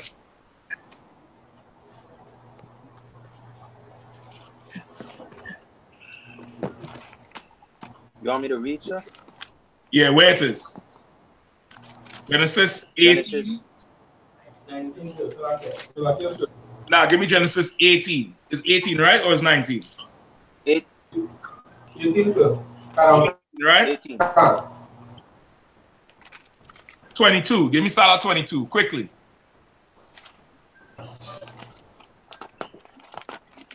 And then the men turned their faces from thence and went towards Sodom. And Abraham stood yet before the Lord. And Abraham drew near and said, Wilt thou also destroy the righteous with the wicked? Peradventure there be 50 righteous men within the city. Wilt thou also destroy and not spare the place for the 50 righteous that are therein? You understand? So Abraham, he's making a case against to the Lord for Sodom. He's like, listen, if there's 50 righteous men, would you spare the city? Because of course the angels don't tell Abraham they're going to, you know, they're going to blow Sodom and Gomorrah out the damn water. They're going to flatten the place. You get the point? Abraham is like, hold up. If there's 50 righteous people, will you all spare it? Say yes. Keep going. That verse 25, that they be far from thee to do after this manner, to slay that the righteous should be as the wicked, that be far from thee. Right? So he's pleading with the Lord. He's like, Lord, you are a just God. Surely you will not kill the righteous with the wicked. You wouldn't do that. You would separate the righteous ones, which is why what Galawan, that statement Galawan made, Galawan, brother, you are a hardcore soldier. Galawan said, if Trinidad fall into the sea tonight, I pray that the Lord delivers the people in Sealots. If anybody needs saving, is then. Listen, now, if Paul is paid to fall into the water, I want Sealots alone to be floating, brother. And that's a righteous spirit to have for those brothers and sisters down there. You get me? Right? Keep going. No, he asks for 50 first. Then he asks, give me verse 28. While granted there shall lack 5 of the 50 righteous, will thou destroy all the city for lack of 5? Right, so now he ask him, if it's 45 men, will you just destroy the city because 5 men ain't right? He said, all right, no sweat. You know, no, I wouldn't destroy it. Anyway, as you read on, he break it all the way down to 10. 10 men. 10 men. And then the Lord said, all right, no problem. If it's 10 men, I ain't going to destroy it. They went and they only found 1, which was Lot. Only 1. The angel said, man, you had to get out of here. I'm flattening this place. Listen now. After that earthquake, and of course, Shakan, you too, even though you're in the Virgin Islands, I know you ain't really catching none of it. But brother, you done lived through a damn hurricane. I think 2 hurricanes, right? Sir. Right? Shakan right there in the eye of the damn hurricane holding on the wall sideways. Lord, I can laugh now because you're here. But brother, use that fear everybody had last week to bring them into the truth. That's a good fear to have. Make everybody know next time the supermarket could fall on your head. Next time your children could fall into a damn trench that open up. Let everybody know. Listen, I talking to my father. He on the bed. He telling me he just feeling the shit shaking. He look up and the tank. They got some. You know, Trinidad. We catch rainwater. We catch a lot of rainwater in big 500-gallon tanks. I think we got about 3 of them tanks in the yard up high. He said the tanks was moving like it was ready to fall in. I was like, good night, Irene. You get the point? You got to use that to bring people into the truth. Fear is a good thing. Fear is a good thing. I'm saying it for a reason. What precept do I want? Fear. Yeah, come on. Fear of the Lord is the beginning of wisdom. Give it to me. Pull it. Shakan, what you was going to say? Nah, I had this damn idiot at my slavery talking about this. I hear about this talking about this computer doing this and these people making hurricanes and these people doing this and good, man. Good. Yeah. Tell him I want to know where I could buy one of them computers. Shit. The computer making the earth shake. I want one. I'll buy one tonight. No, your precept for that is if there's evil in the city, the Lord has done it. If there is a computer making the earth shake, the Lord wants it to shake. Sir. Understand? Who have my precept? Let's go. Last one and we out. Proverbs 1:7. The fear of the Lord is the beginning of knowledge. The fear of the Lord is the beginning of... Yasamo? But fools despise wisdom and instruction. God is a Trinity. Wine and jam. Whiny. Too much. Goodbye. Bye. Right? Brother, pray for the strength for yourself so you could go out and fish the Lord's anointed. Because when he decides to roll, remember Trinidad is an island, it's surrounded by water, which really it need to be under the water. When he's ready to roll on this place, the death is going to be something ridiculous. And it's something you're going to just have to come to terms with. You're going to lose loved ones, you're going to lose friends. But brother, the Lord is trying to wake you up. Just like somebody who was trying to wake you up from sleep or shake your bed or shake your shoulder. Hey, wake up. That earthquake was supposed to wake you up. And if you were standing there for 10 seconds praying to Papa Jesus, go find Officer Galawan. Go find Officer Galawan and band of mighty men and get in class so you can learn how to serve the Lord. So when the place is ready to get flattened, nothing will touch you. Hurt not the oil and the wine. You get the point? Come. Right? With that, we pass the class over to Priest and Officer Galawan. All right, clap it up. Let's go.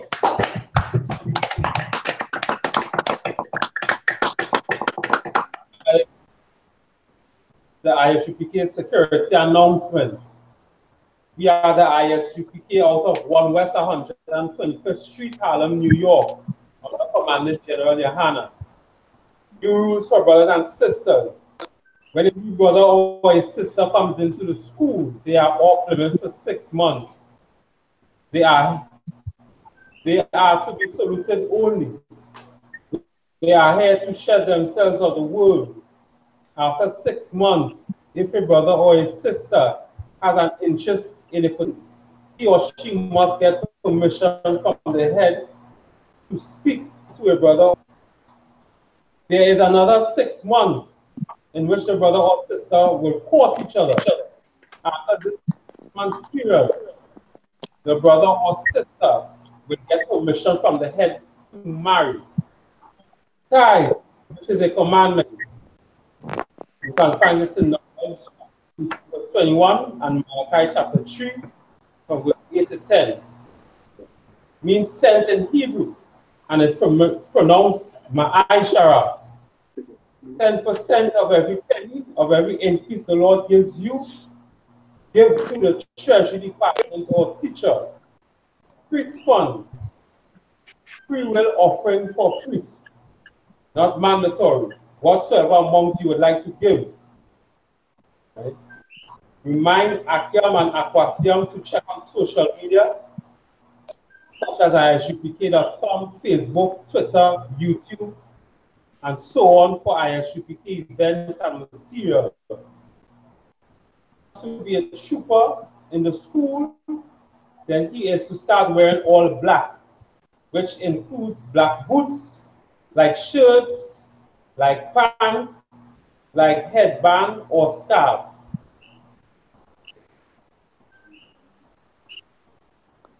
Let's stand and face each salute. I imagine. Right. Let's get the Lord's Prayer, Lisa. This is the Lord's Prayer in Hebrew. Habanawa. Shabbat Shemaya. Kwadash. Haya. Shamka. Yahweh.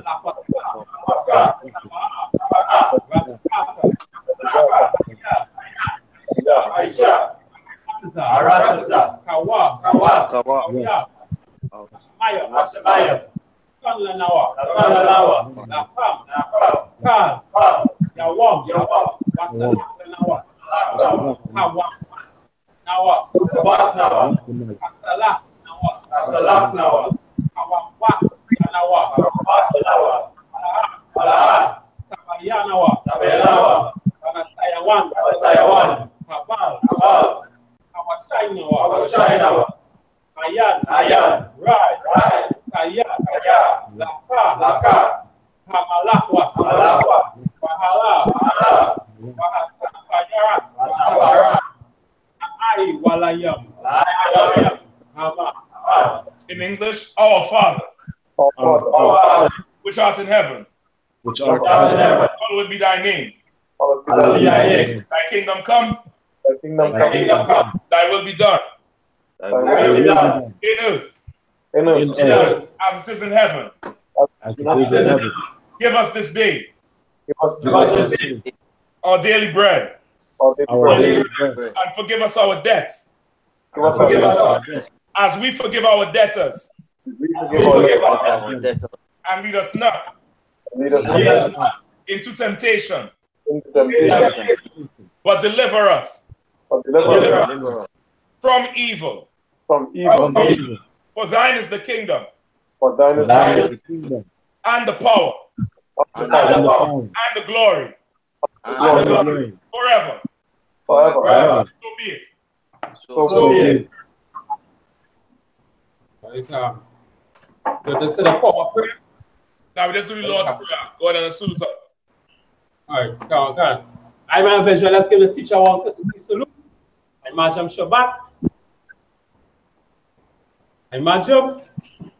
Barak. Yahweh Hashem Yahshua Brakatham. Yajabata. Sa. All right. Class is with.